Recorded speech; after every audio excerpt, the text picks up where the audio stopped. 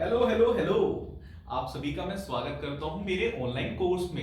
And in this video lecture I will be teaching you light and the related phenomena of light that are reflection and refraction. So let me start. So what is light? Light is a form of energy. और energy का मतलब क्या रहता है? Energy का मतलब है capacity of doing work. तो ये काम क्या करती है लाइट? तो light is creating the sensation of site. Sensation of site create कर रही है। ठीक है।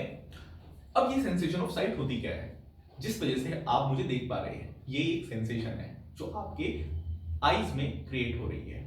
तो अभी आप ये वीडियो देखते हुए दो काम कर रहे हैं। पहला काम, आप मेरी आवाज को सुन पा रहे हैं। तो ये आप क्यों सुन पा रहे हैं? With the help of sound energy.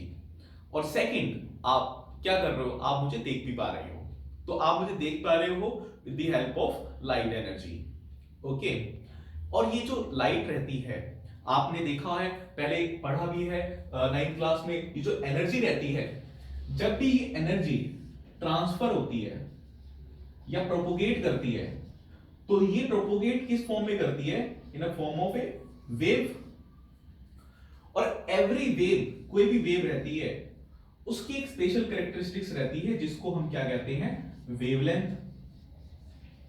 तो ये लाइट जो है, इसकी भी एक एसोसिएटेड वेवलेंथ होगी।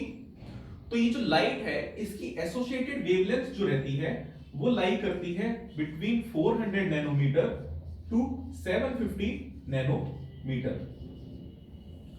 और 400 नैनोमीटर टू 750 नैनोमीटर को आप किसी बुक में अगर पढ़ेंगे तो वो कहेगा विजिबल स्पेक्ट्रम।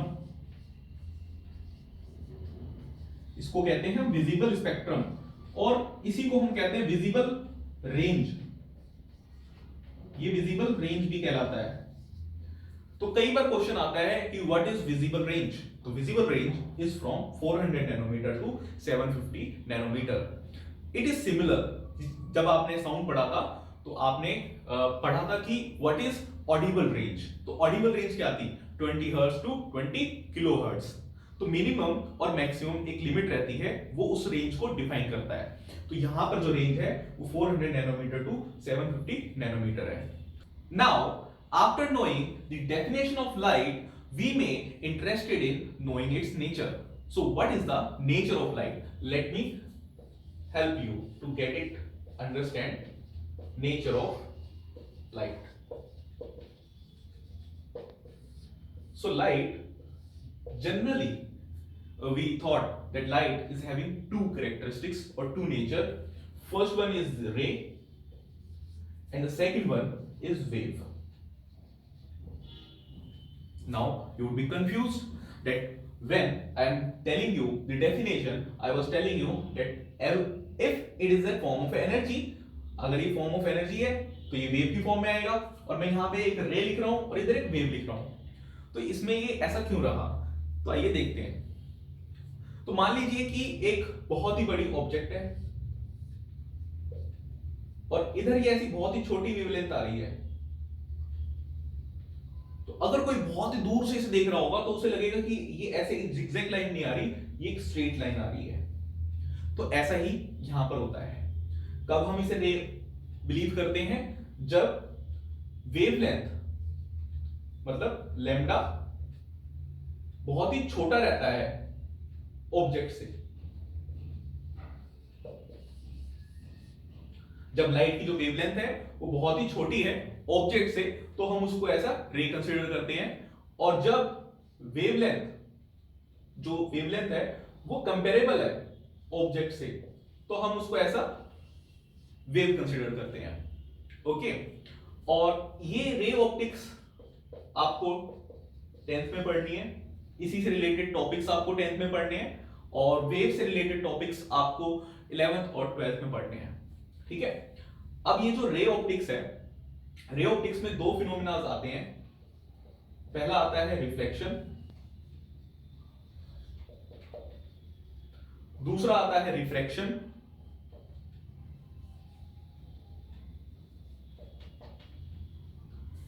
और इसके बाद हम कुछ सम नेचुरल फिनोमेना पढ़ेंगे, जैसे mirage, looming, diffraction, why sky is blue, जब बारिश होती है तो बादल काले क्यों होते हैं। तो ये सब फिनोमेना हम इन दोनों के कॉम्बिनेशन के अकॉर्डिंगली पढ़ेंगे, और later we will study the structure of eye. So in the next lecture I'll be starting reflection and the laws of reflection. So please check my next video. Thank you.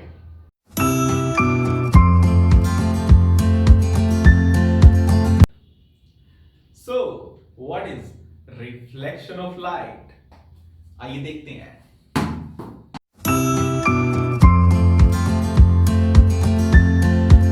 What is reflection? Reflection is the bounce back. Bounce back. जैसे मैंने अभी ball फेंकी और ये वापस आई, तो similarly light is A bounce back. Bounce back कहां पे? इन the same medium. When a light hits the reflecting surface and comes back. So this is a simple definition.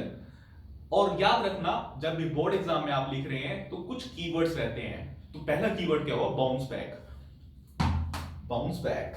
और second keyword, what is the second keyword here? कि in the same medium, उसी same medium में आ गई। और कब आई? जब वो हिट करी एक रिफ्लेक्टिंग सरफेस पे। ठीक है, आइए अब देखते हैं लॉ ऑफ रिफ्लेक्शन, कि ये रिफ्लेक्शन हो रही है तो इसमें लॉज कौन कौन से लगते हैं। देखिए, लॉज ऑफ रिफ्लेक्शन में फर्स्ट लॉ एक सिंपल सा डायग्राम है। ये एक डायग्राम है। ये जो मैं नीचे डैश बना रहा हूं, ये क्या है? मिरर की एक सिल्वर कोटिंग है। इसको मैं एक्सप्लेन करूंगा आपको। ये मान लेते हैं एक मिरर है एम डैश, और जैसे मैंने बॉल फेंकी थी तो बॉल कहां से आएगी? एक सोर्स होगा, तो लाइट का ये सोर्स है। अब इस सोर्स से एक लाइट आ रही है, स्ट्रेट लाइट। तो ये जो लाइट आई, इस लाइट को हम बोलते हैं इंसिडेंट रे। इस लाइट को बोलते हैं इंसिडेंट रे। और ये लाइट जहां पे सरफेस पे आके टकराती है, ये एम डैश मिरर सरफेस पे है, यहां पर हम क्या ड्रॉ कर देते हैं? एक नॉर्मल ड्रॉ कर देते हैं। इसी सेम पॉइंट पर 90 डिग्री का एक नॉर्मल ड्रॉ कर देते हैं। इसको कहते हैं नॉर्मल। ये हमेशा जो भी एंगल हम मेजर करेंगे वो हम इस नॉर्मल से करेंगे। तो कैसा भी सरफेस हो, सबसे पहले आप क्या काम करेंगे? नॉर्मल ड्रॉ करेंगे। क्वेश्चंस में जनरली एक सरफेस से एंगल देके रखते हैं, तो ये वाला एंगल आपको कंसीडर नहीं करना है कभी भी। We always consider this angle. और ये एंगल क्या है? Angle i, angle of incidence. ये रे, जैसे मैंने बॉल फेंकी थी तो बॉल हिट करी थी सरफेस पे और दोबारा बाउंस बैक हो गई थी। सिमिलरली लाइट रे आ रही है, सरफेस पे हिट करी और बाउंस बैक हो गई उसी सेम मीडियम में। तो ये जो रिफ्लेक्टेड लाइट है, इसको हम कहते हैं रिफ्रैक्टेड रे। अब ये जो एंगल बना है नॉर्मल और रिफ्लेक्टेड रे के बीच में, इस एंगल को हम कहते हैं एंगल ऑफ रिफ्लेक्शन। तो फर्स्ट जो हमारा लॉ है वो कहता है कि angle of incidence is equal to angle of reflection. ये हमेशा होगा। इसके ऊपर कई क्वेश्चंस आते हैं कि what is angle of reflection. एक डायग्राम देके रखेंगे। लाइक एक एग्जांपल ले लेते हैं छोटा सा, कि मान लेते हैं एक लाइट है और एक सरफेस पे एक लाइट हिट करी और ये एंगल बना रही है 30 डिग्री। आपसे पूछेंगे कि एंगल आई निकालो, find angle i and angle r. Angle i और एंगल आर में निकालना है। तो मैंने अभी तुम्हें बताया कि एंगल आई हम हमेशा क्या लेंगे? एक नॉर्मल ड्रॉ करेंगे, और यहां से ये नॉर्मल 90 डिग्री पे रहता है, ये 30 डिग्री है, तो ये एंगल कितना होगा? 60 डिग्री। तो एंगल आई हमारा निकल गया 60 degree. And according to first law angle i is equal to angle r, तो ये 60 डिग्री। ओके। और जो सेकंड लॉ है, ये लॉ क्या कहता है? ये लॉ कहता है कि इंसिडेंट रे, पहली चीज सबसे पहले क्या आया? Incident ray I, reflected ray and normal. तीन चीजें हैं यहाँ पे, इंसिडेंट रे, रिफ्लेक्टेड रे और तीसरा ये normal, all lie in the same plane. ये सब किस पे लाई कर रहे हैं? एक ही प्लेन पे, सेम प्लेन। अब प्लेन क्या होता है? प्लेन का मतलब रहता है एक एक्स एक्सिस और एक वाई एक्सिस। तो ये सिर्फ एक एक्स एक्सिस और वाई एक्सिस में मूव कर रहा है, किसी तीसरे जेड एक्सिस में नहीं जा रहा। जैसा मैंने अभी आपको दिखाया था कि मेरे हाथ में थी बॉल, इफ अगर मैं ये बॉल को थ्रो कर रहा हूं और बॉल क्या है, बिल्कुल सीधी ही जा रही है। जैसे ये बॉल है, बॉल को मैंने थ्रो किया और ये बॉल क्या है, बिल्कुल सीधी गई। तो अगर ये बिल्कुल स्ट्रेट गई तो ये एक ही प्लेन में है, मतलब मैं ड्रॉ कर सकता हूं कि ये एक्स एक्सिस में जा रही है और वाई एक्सिस में जा रही है। बट अगर ये ball, I am a spinner, और या फिर मैं स्विंग कराता हूं बॉल को ना, तो बॉल टप्पा खा के क्या है कि अंदर की तरफ जाती है, बाहर की तरफ जा रही है, लेग स्पिन या ऑफ स्पिन। तो बॉल क्या है, एक दूसरे प्लेन में भी जा रही है, ठीक है, एक्स एक्सिस, वाई एक्सिस और एक जेड एक्सिस में भी प्लेन में जा रही है। तो वो क्या हो जाता है, डिफरेंट प्लेन। तो यहां पर हमारे कहने का मतलब क्या है कि अगर एक मैं लाइट रे लूं, यहां पर मैंने एक लेजर लाइट लगाई, वो लेजर लाइट से लाइट इधर आई, नीचे यहां पर हिट करी, तो वो लाइट इधर जाएगी। ऐसा नहीं है कि लाइट यहां से टकराई और लाइट इधर आ गई, ठीक है, ये नहीं होगा। तो प्लेन का मतलब ये रहा कि एक्स एक्सिस और वाई एक्सिस में है। नेक्स्ट वीडियो में मैं आपको सिखाऊंगा how to solve numerical problem using mirror formula और स्फेरिकल मिरर के बारे में। Thank you.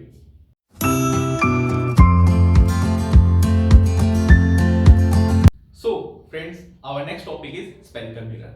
और ये स्फेरिकल मिरर सुनते ही पता नहीं क्यों बच्चों को ऐसे कांप जाते हैं कि सर बहुत ही मुश्किल टॉपिक है, हमें समझ में नहीं आ रहा, और इसमें इतनी सारी सर डेफिनेशंस हैं, कैसे याद करें और कितनी डेफिनेशन लिखनी होती है एग्जाम में। तो इस सब का आंसर मैं दूंगा। तो जब आप मेरे साथ पढ़ रहे हैं तो आप सबको इन चीज की टेंशन लेनी नहीं है। तो बेसिकली स्फेरिकल मिरर्स में 7 इंपॉर्टेंट डेफिनेशंस हैं और मैं इन सबको साथ मारूंगा, एक साथ मारूंगा, आपको टेंशन लेनी नहीं है। तो अभी हम समझते हैं ये स्फेरिकल मिरर की 7 डेफिनेशंस कौन सी है, इनका मतलब क्या रहता है।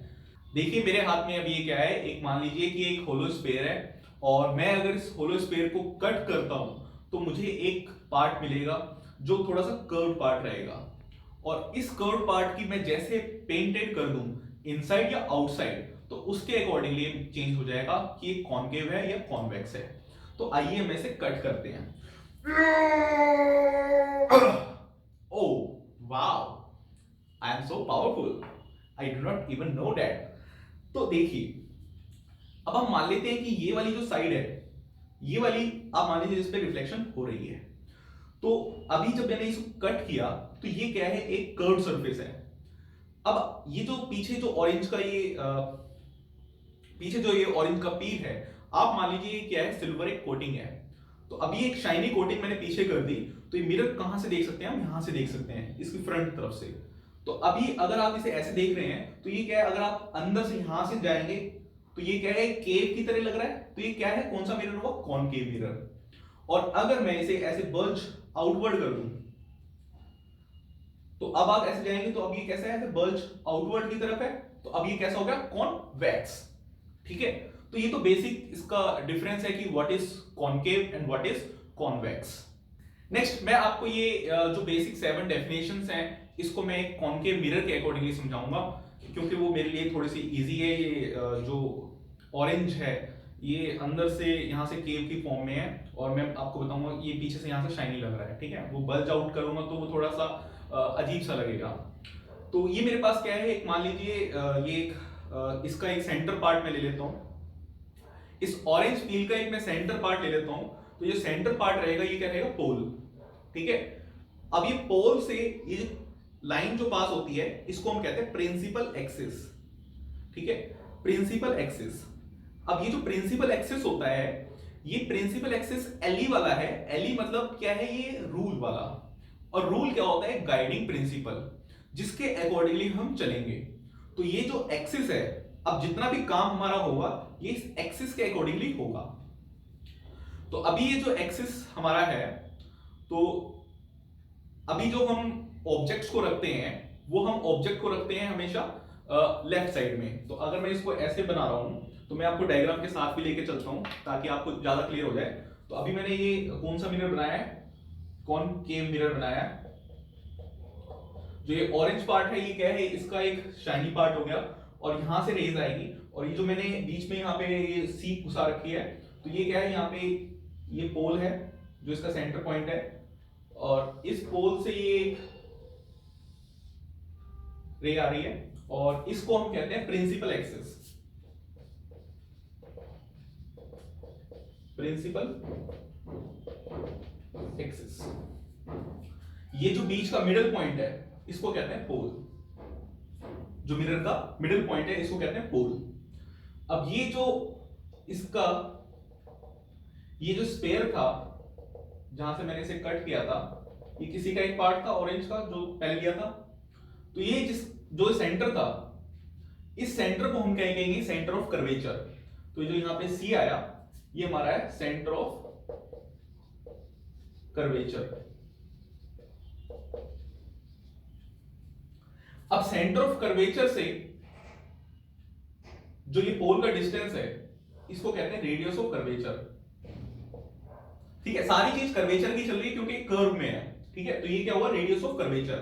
अभी आप देखते चलिए क्या क्या आया हमारे पास। एक फर्स्ट टर्म ये आई, सेकंड टर्म ये आई, थर्ड टर्म ये i, radius of curvature, fourth term, fifth, ठीक है, फोर्थ टर्म ये हो गई। अब इसके बाद ये जो हमारा इफेक्टिव डायमीटर, अब इसका क्या हो गया, चेंज हो गया। मिरर का इफेक्टिव डायमीटर चेंज हो गया, तो इसको क्या कहते हैं, अपर्चर। ये हमारी क्या आएगी, फिफ्थ। ठीक है, अब अगर कोई पैरेलल रेज इधर से आ रही है और यहां से पैरेलल रेज इस प्रिंसिपल एक्सिस को कहीं भी कट कर दे, पैरेलल रेज जो प्रिंसिपल एक्सिस से आ रही है, पैरेलल रेज जो इंटरसेक्ट नहीं होती, तो प्रिंसिपल एक्सिस से जो पैरेलल रेज आ रही है और प्रिंसिपल एक्सिस को कट कर दे, तो वो क्या होता है, फोकस। ठीक है, सिक्स टर्म। और फोकस से पोल की जो डिस्टेंस है इसको कहते हैं फोकल लेंथ। तो ये सेवन टर्म। तो पूरे यहां पर अभी क्या रहेगा, जो भी हम स्पेरिकल मिरर पढ़ेंगे इसमें ये सेवन टर्म्स इंपॉर्टेंट रहेगी। तो अभी आप इससे भी समझ लीजिए, ये हमारे पास जो ये बीच में होल हुआ ये क्या है, होल। इसमें मैंने ये जो प्रिंसिपल एक्सिस यहां से डाल दिया, ये principal axis.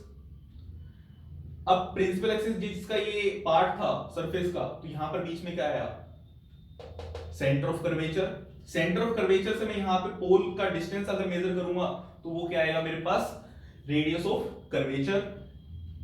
Radius of curvature आया और फिर ये यहां पे फोकल लेंथ जो फोकस के और पोल का बीच के डिस्टेंस है। ठीक है, आइए अब आगे बढ़ते हैं। और इन 7 खतरनाक डेफिनेशंस को याद करने के लिए और सीक्वेंस में मेमोराइज करने के लिए कि कैसे इनको न्यूमेरिकल्स में हमें यूज करना है, इसके लिए एक शॉर्ट एंड सिंपल ट्रिक है मेरी। तो वो ट्रिक है, आपको बस एक टर्म याद करके रखनी है कि फनी कैप। फनी कैप में से हम सिर्फ इनिशियल्स लेंगे, एफ सी ए पी। यहां से जो फर्स्ट टर्म आ रही है, ये फर्स्ट टर्म है फोकस। फोकस, इसको कई बार प्रिंसिपल फोकस भी कहते हैं। तो प्रिंसिपल फोकस क्या होता है, जब पैरेलल रेज, ये पैरेलल रेज प्रिंसिपल एक्सिस से आई और कहीं भी प्रिंसिपल एक्सिस को कट कर दिया, तो वो क्या हुआ हमारा फोकस। वो सिर्फ फोकस क्या है, एक पॉइंट है, बट उस फोकस से अगर हम प्रिंसिपल पोल तक, उस फोकस से जब हम पोल तक का डिस्टेंस को मेजर करेंगे तो वो क्या होगा हमारा फोकल लेंथ। तो सेकंड चीज यहीं से इसी इनिशियल से हमारे पास आएगी फोकल लेंथ। एक पॉइंट हमें पता लगा और पॉइंट को हम हमेशा किससे मेजर करेंगे, पोल से मेजर करेंगे। तो पोल बहुत इंपॉर्टेंट है, ये भी याद रखना है आपको कि जितना भी डिस्टेंस हम मेजर करेंगे वो पोल से मेजर करेंगे।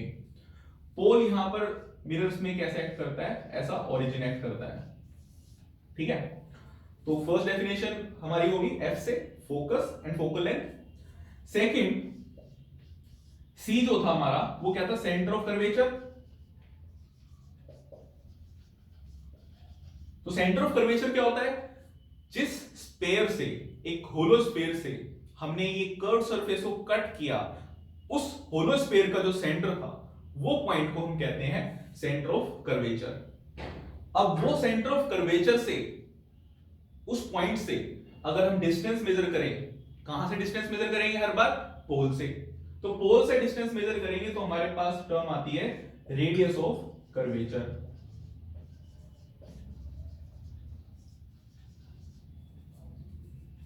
अब ये नेक्स्ट क्वेश्चन, अब जो नेक्स्ट है ये initial A, it stands for aperture. Aperture क्या होता है? ये इफेक्टिव डायमीटर है किसी मिरर का या किसी लेंस का, ठीक है। अब होता क्या है, ये एक होलो स्फीयर था हमारे पास, इसका पहले डायमीटर ये था, ये सेंटर था, तो सेंटर से ये दो पॉइंट्स को अगर हमने ज्वाइन कर दिया तो क्या हो गया? डायमीटर हो गया। बट अब हमने ये इस होलो स्फीयर को क्या करा? कट करा। तो अब इसका इफेक्टिव डायमीटर क्या है? ये अपर्चर, ठीक है, इफेक्टिव कि अब कितना है, तो ये कम हो गया थोड़ा सा, तो ये अपर्चर रहता है इफेक्टिव डायमीटर ऑफ मिरर, और अगर लेंस पढ़ेंगे तो लेंस में। नेक्स्ट है पी। पी स्टैंड्स फॉर पोल। ये 1 2, इसको हम 3 मान लेते हैं, ये 4 हो गया, ये 5th डेफिनेशन होगी, ये 6th डेफिनेशन होगी पोल। और 7th प्रिंसिपल एक्सिस, जो हमने एक गाइडिंग प्रिंसिपल लिया है। तो कई बार प्रिंसिपल एक्सिस की डेफिनेशन को हम ऐसे भी मान सकते हैं कि जो पोल और फोकस को ज्वाइन कर रही है वो क्या हो हमारे पास? Principal axis. तो ये 7 खतरनाक डेफिनेशन आपको इस सिंपल ट्रिक से याद हो सकती है, फनी कैप। नेक्स्ट वीडियो में हम देखेंगे साइन कन्वेंशंस क्या होती है और how to solve numerical problem in optics.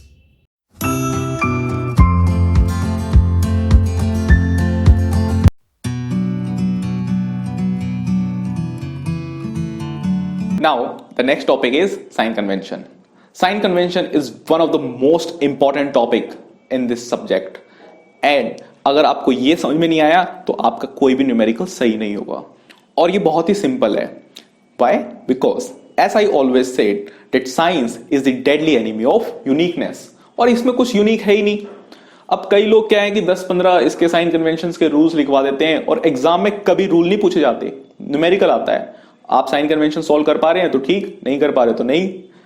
तो रूल क्या है?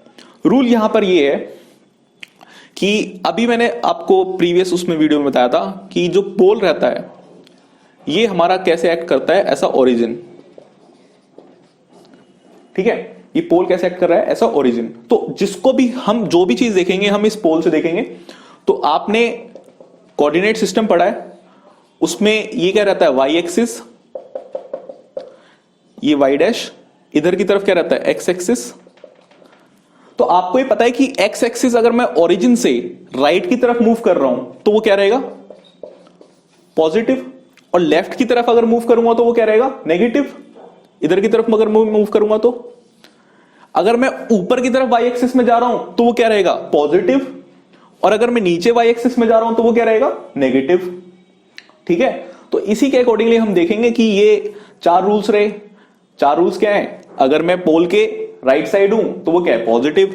लेफ्ट साइड हूं तो नेगेटिव, दूसरा रूल। ऊपर जा रहा हूं वाई एक्सिस में तो पॉजिटिव, नीचे जा रहा हूं तो नेगेटिव, ठीक है।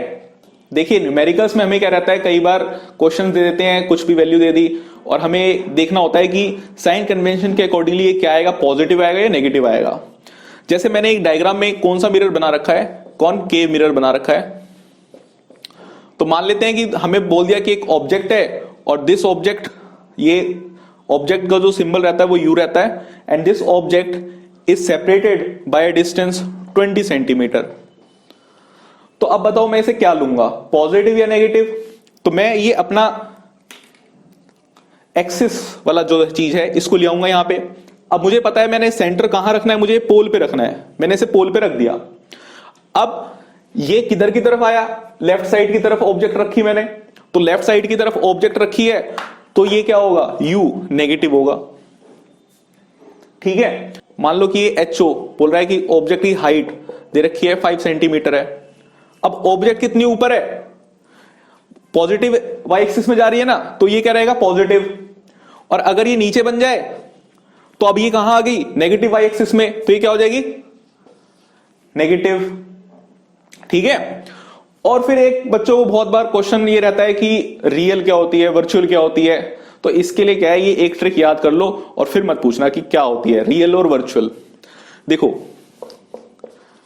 इसकी ट्रिक क्या है, एक वर्ड याद करके रखना है आपको, रिवर। इमेज अगर रियल हुई तो वो हमेशा क्या होगी, इन्वर्टेड होगी। रियल का मतलब क्या रहता है, रियल मतलब असली। तो जो रेज असली में टकरा के कहीं पर ज्वाइन हो रही हो तो वो क्या रहेगी, रियल। ठीक है। जैसे ये वेव यहां से गई, कहीं पर टकराई, यहां से गई, यहां पे टकराई, और यहां पे ये रियली में मीट कर गई, तो ये क्या इमेज बनी, रियल इमेज। और इस इमेज को मैं किसी स्क्रीन पे ले सकता हूं। तो these types of image can be taken out on a screen.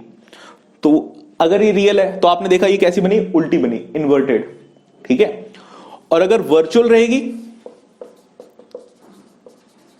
तो वर्चुअल कैसी बनेगी, इरेक्टेड। इरेक्टेड मतलब सीधी। ठीक है। वर्चुअल जो हमें दिखेगी नहीं, जिसे हम किसी रियली वो एग्जिस्ट कर ही नहीं रही। जैसे मैं अपना चेहरा देखता हूं मिरर में, ठीक है, तो मिरर में मैंने अपना चेहरा देखा तो मैं उसे स्क्रीन पे तो नहीं दिखा सकता ना कहीं पे, वो बस मुझे पीछे दिख रही है, असली में एग्जिस्ट कर ही नहीं रही। ठीक है। जैसे आपने एक कहानी सुनी होगी कि एक शेर था, शेर ने नीचे देखा कुएं में, उसको वो दिखा नीचे शेर, ठीक है, और उसने क्या करा, एकदम से धाड़ मारी, तो नीचे से भी आवाज आई, रिफ्लेक्शन होगी साउंड की, वो नीचे कूद गया, पर नीचे कुछ था ही नहीं, नीचे तो क्या था, एक वर्चुअल चीज थी। तो ये वर्चुअल चीज क्या रहती है, इरेक्टेड रहती है। ठीक है। मिरर में मैं अपने आप को देख रहा हूं तो वो मैं थोड़ी ना हूं, वो एक वर्चुअल चीज है। ठीक है। रियल जो रियली में एग्जिस्ट कर रही है, वर्चुअल जो है ही नहीं। ठीक है। तो ये दो तरीके की चीजें रहती है। और साइन कन्वेंशन में आपको बस एक यही चीज याद करके रखनी है कि साइन कन्वेंशन है क्या, ये एक्स एक्सिस और वाई एक्सिस। ठीक है। बस इसी से क्वेश्चंस करेंगे। नेक्स्ट हम देखते हैं इसके numericals, how to solve numericals.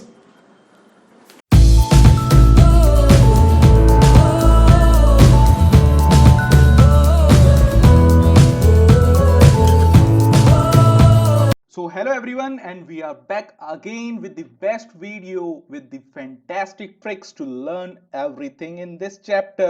हम आ गए हैं आपके लिए सबसे बेहतरीन ट्रिक्स लेके। तो देखते हैं आज हम सीखेंगे image formation by a spherical mirror. ये ना सिर्फ इंपॉर्टेंट है न्यूमेरिकल्स में, बट कभी कभी डायरेक्टली क्वेश्चन पूछ लिया जाता है कि आप इस पोजीशन पे ऑब्जेक्ट रखी गई है और इसकी एक मिरर इमेज फॉर्मेशन बना दीजिए। तो देखते हैं। So spherical mirror can be only of two types, which is one concave in which we painted this side, and light when coming एक इसको मिलेगी केव, तो इसलिए ये क्या हो गया है, concave. And the other one is the convex.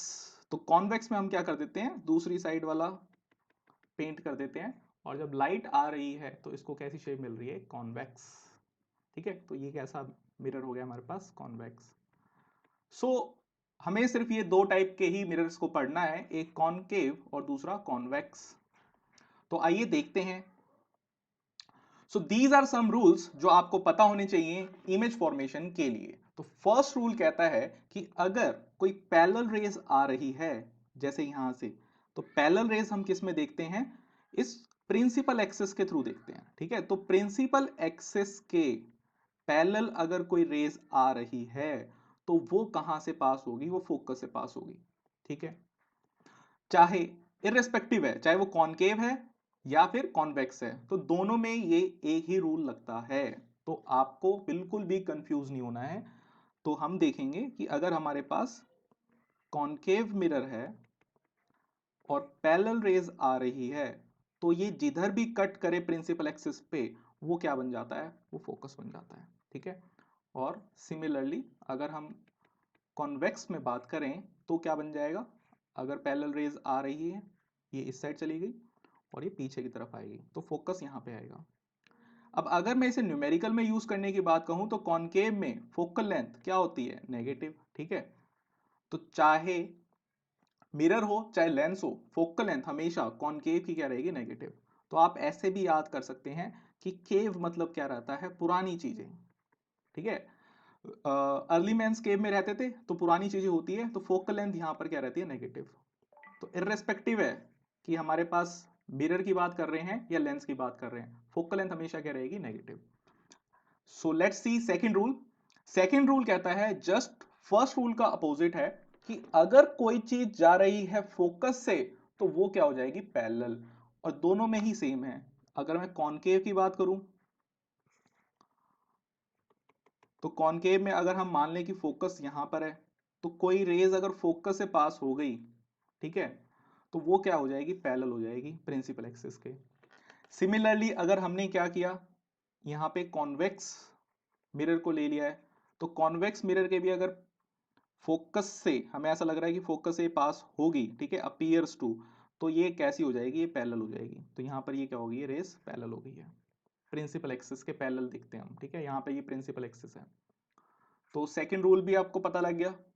Let's see the third rule. Third rule क्या कहता है कि जब सेंटर ऑफ कर्वेचर से पास हो रही है, ठीक है, ये है सेंटर ऑफ कर्वेचर। अब सेंटर ऑफ कर्वेचर क्या होता है, देखिए ये जो स्पेरिकल मिरर है ये किसी एक स्फेयर का पार्ट होगा। जैसे मैंने मान लिया कि ये एक स्फेयर है, तो ये उसका एक सेंटर होगा, यहां से लेकर यहां तक क्या होगी, एक रेडियस होगी, ठीक है। तो ये उस स्फेयर का क्या है, सेंटर है, उसी को हम कहते हैं सेंटर ऑफ कर्वेचर। तो अगर सेंटर ऑफ कर्वेचर से कोई लाइन पास हो रही है तो वो एक्चुअली क्या होती है, 0 डिग्री पर हिट करती है मिरर पे, 0 डिग्री पे। एंगल ऑफ इंसिडेंस और एंगल ऑफ रिफ्लेक्शन यहां पर क्या होता है, 0 डिग्री। और मिरर से जो एंगल बनाती है वो क्या होता है, 90 डिग्री, ठीक है। तो आपको ये चीज याद रखनी है। तो यहाँ पे angle i is equal to angle r is equal to 0 degree होता है, और यहाँ पे रिट्रेस कर जाती है अपना पाथ, वापस वहीं पर चली जाती है, ठीक है। तो यहाँ पर जो हमें चीज लिखी हुई है, same back, reflected back along the same path. तो कॉन्वेक्स में भी यही चीज हो रही है। कॉन्वेक्स में अगर हम देखेंगे तो जो हमारा स्फेयर बनेगा वो अपोजिट साइड बनेगा।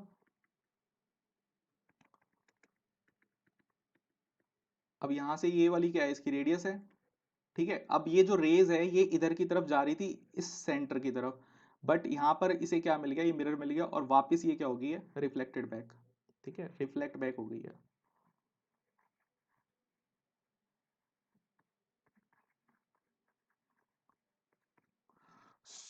ये तो है 3 रूल, ठीक है। इसके अलावा भी अगर हमें कभी किसी रूल की जरूरत पड़ी तो वो हमारे पास क्या है, जो जनरल रूल रहता है हमारा लॉ ऑफ रिफ्लेक्शन का, कि angle i is equal to क्या होता है, एंगल आर। तो हम इसको भी यूज कर सकते हैं।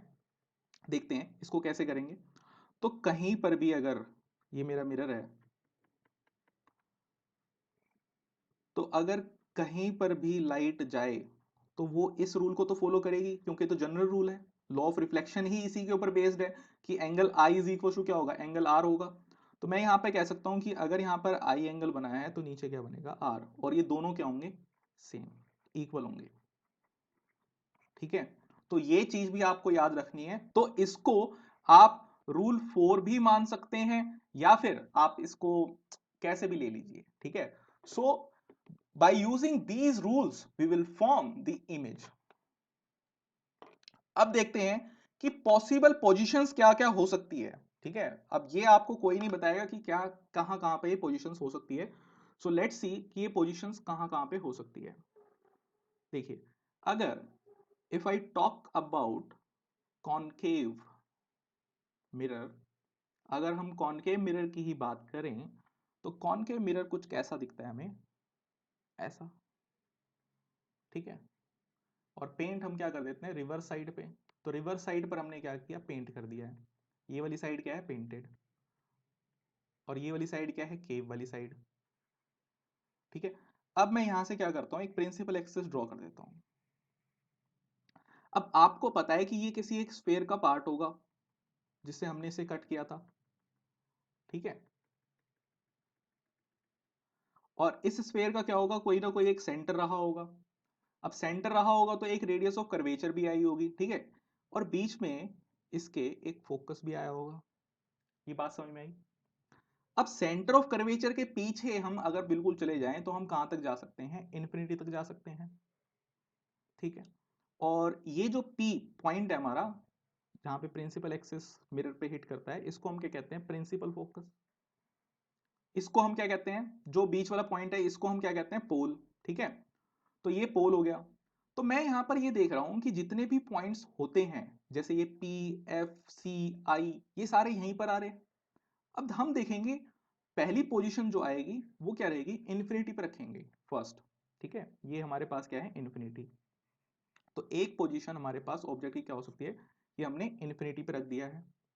दूसरी क्या हो सकती है कि इन्फिनिटी और सी पे रख दिया है, इसको बियॉन्ड सी भी कह देते हैं कहीं पर। ठीक है, तो ये कहां पे है, बिटवीन आई एंड सी। तो देखिए फर्स्ट फर्स्ट कहां पे है, इन्फिनिटी पे।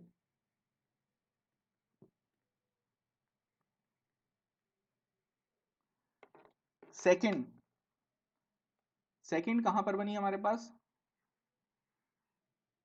Between i and c, between infinity and सी।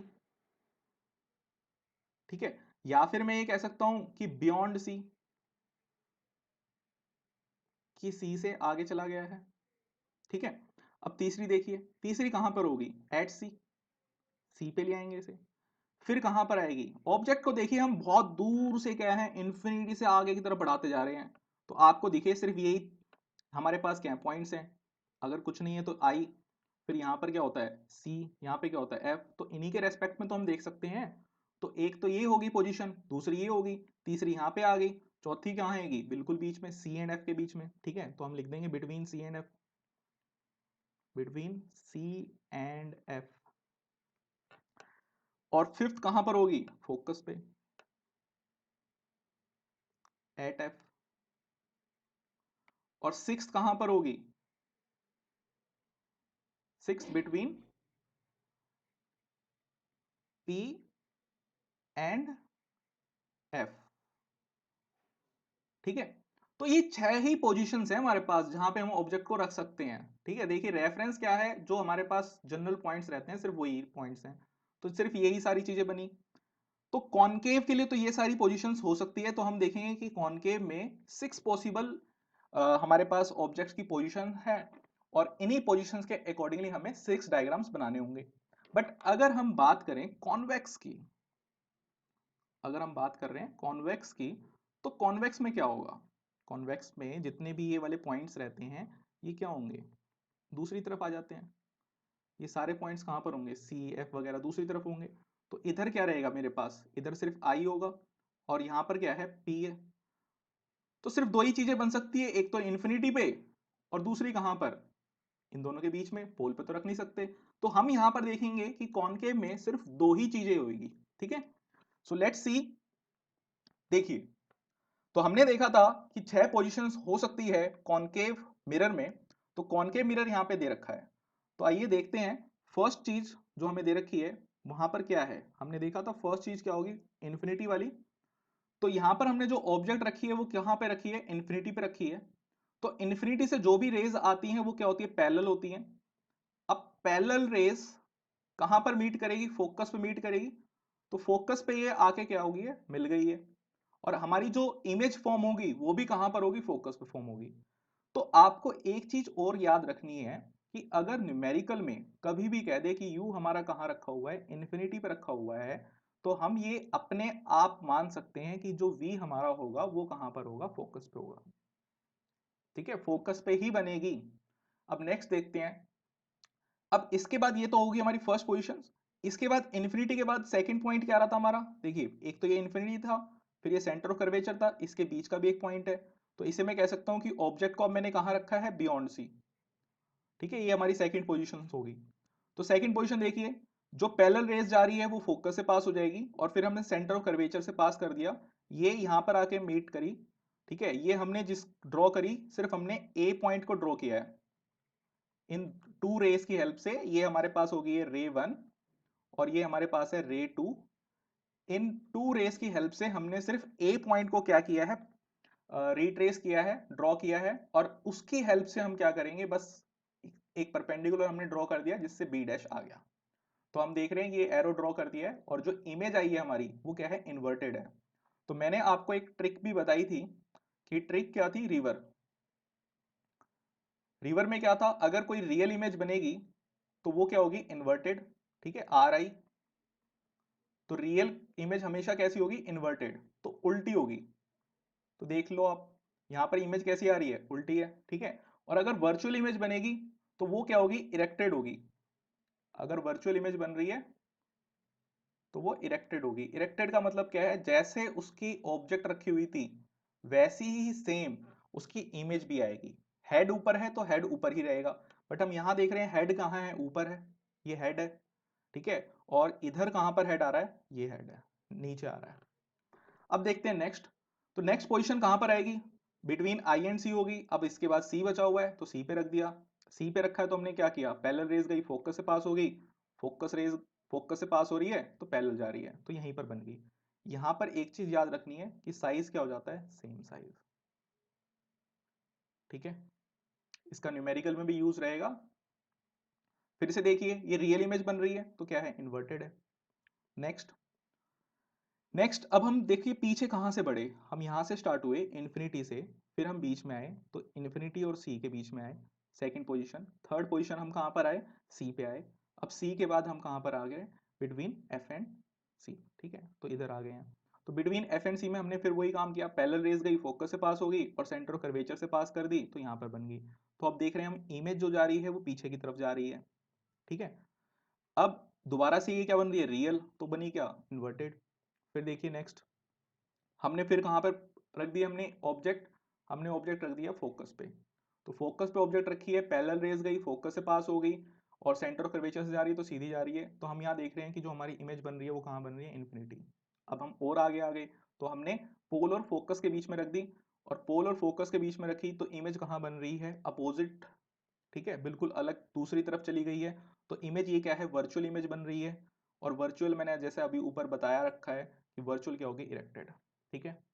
अब देखिए ये तो बात हुई कि आपको ये 6 डायग्राम तो याद करने ही है।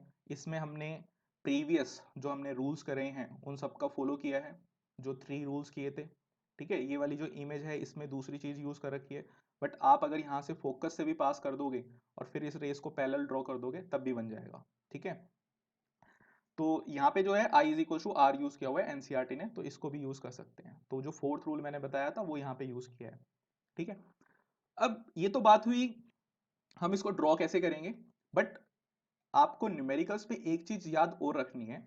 तो मैंने आपको एक ट्रिक बताई थी, ठीक है। जैसे यहाँ पे मैंने कहा कि पॉइंट क्या आ रहा है मेरे पास, इन्फिनिटी, फिर पॉइंट क्या आ रहा है मेरे पास, सी, फिर क्या पॉइंट आ रहा है हमारे पास, एफ, और इसके बाद क्या आ रहा है, पी, ठीक है।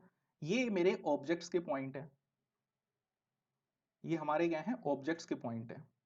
अब देखिए इन्हीं के कॉरस्पॉन्डिंग जो हमारे पास इमेज के पॉइंट्स आएंगे वो कहां पर आएंगे, इस आप एफ को इधर ले आओ, इसको इधर ले आओ, तो एफ यहां पर आएगा, ठीक है। इधर हमारे पास ये आई आ जाएगा,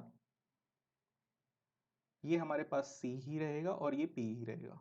तो देखो फर्स्ट पोजीशन हमारी कहां पर है, इन्फिनिटी पे। सेकंड पोजीशन हमारी कहां पर है, इन्फिनिटी और सी के बीच में।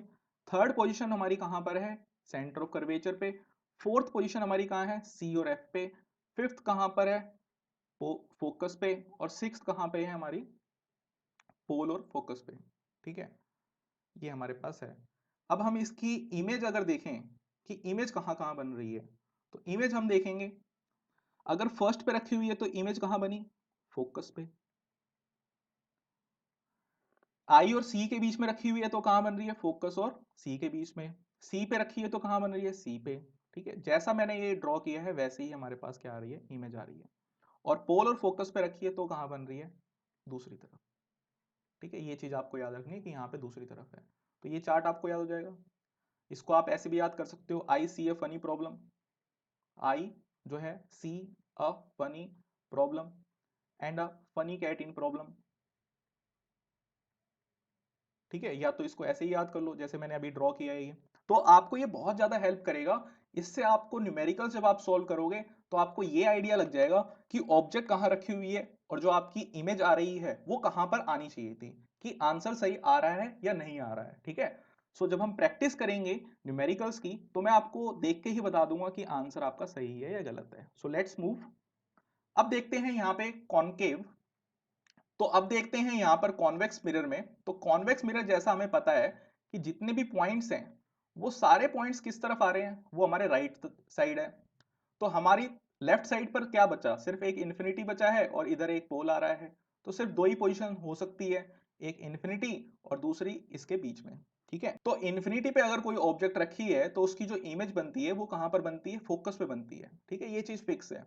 और अगर हम यहाँ पे हमने इमेज रखी हुई है पोल और इन्फिनिटी के बीच में, तो इमेज कहां पर बनेगी, ये चीज भी फिक्स है कि यहाँ पे पोल एंड फोकस के बीच में बनती है। तो ये चीज आपको याद रखनी है। दूसरी चीज क्या याद रखनी है कि कॉन्वेक्स मिरर में हमेशा जो इमेज बन रही है वो कैसी होगी, वो वर्चुअल होगी। पहली चीज वर्चुअल है, तो जैसा मैंने आपको बताया वर्चुअल के साथ साथ क्या होगी, इरेक्ट भी होगी। और इसके अलावा इमेज हमेशा क्या होगी, डिमिनिश्ड, छोटी होगी। तो ये हमारा एक तरीके से छोटे मियां। ठीक है,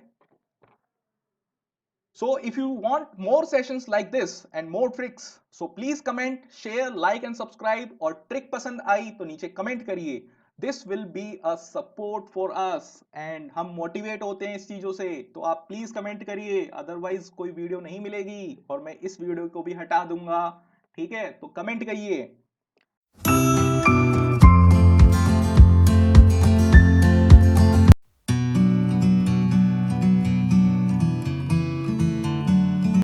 Hello once again, and in this video lecture I'll be presenting you that how to solve numerical problems related to mirror formula। तो आइए मिरर फॉर्मूला को देखते हैं। मिरर फॉर्मूले में क्या है, ये फॉर्मूला है 1/v + 1/u = 1/f। अब ये जो u है, ये u जो है हमारा है ऑब्जेक्ट डिस्टेंस, और ये ऑब्जेक्ट डिस्टेंस हम कहां से मेजर करेंगे, ये हम मेजर करेंगे पोल से। तो ये जनरली क्या रहता है, नेगेटिव रहता है। तो न्यूमेरिकल में हम हमेशा इसे क्या लेंगे, नेगेटिव लेंगे। v जो है ये क्या है, इमेज डिस्टेंस, और ये वेरी करेगा। कि वेरी कैसे करेगा कि ये राइट साइड में बनेगी तो पॉजिटिव आएगा राइट साइड में, और अगर ये लेफ्ट साइड में बनेगी तो क्या आएगा, नेगेटिव आएगा। सिमिलरली हमारा फोकस, ये हमारी फोकल लेंथ है, इसकी भी कैरेक्टरिस्टिक्स सेम ऐसी रहेंगे। अगर ये लेफ्ट साइड में बनेगा, फोकल लेंथ अगर लेफ्ट साइड में है तो नेगेटिव, राइट साइड में तो पॉजिटिव। तो लेफ्ट साइड में किसकी फोकल लेंथ होती है, कॉनकेव। ये हमारा कॉनकेव मिरर है। तो इसके अगर पैरेलल रेज आ रही है तो ये कहां मीट करेगी, लेफ्ट साइड में। तो कॉनकेव का फोकल लेंथ क्या रहेगी, नेगेटिव। और सिमिलरली अगर हम कॉन्वेक्स लेंगे तो कॉन्वेक्स में क्या रहता है, पैरेलल रे अगर जा रही है तो वो क्या होती है, डाइवर्ज हो जाती है। तो यहां से फोकल लेंथ कहां, इसको कहां कट करेगी, पीछे कट करेगी। तो यहां पे फोकल लेंथ किधर की तरफ आ गई, राइट साइड आ गई। तो राइट साइड अगर फोकल लेंथ आई है हमारी तो वो राइट साइड पे क्या रहेगा, पॉजिटिव। ओके, और इसके बाद ये हमारा है मैग्निफिकेशन का फॉर्मूला। अभी आप देखिए कि मिरर फॉर्मूला में यहां पर क्या है, प्लस है। आप इसको ऐसे भी समझ सकते हैं कि आप रिफ्लेक्शन जो है वो पहले पढ़ रहे हैं।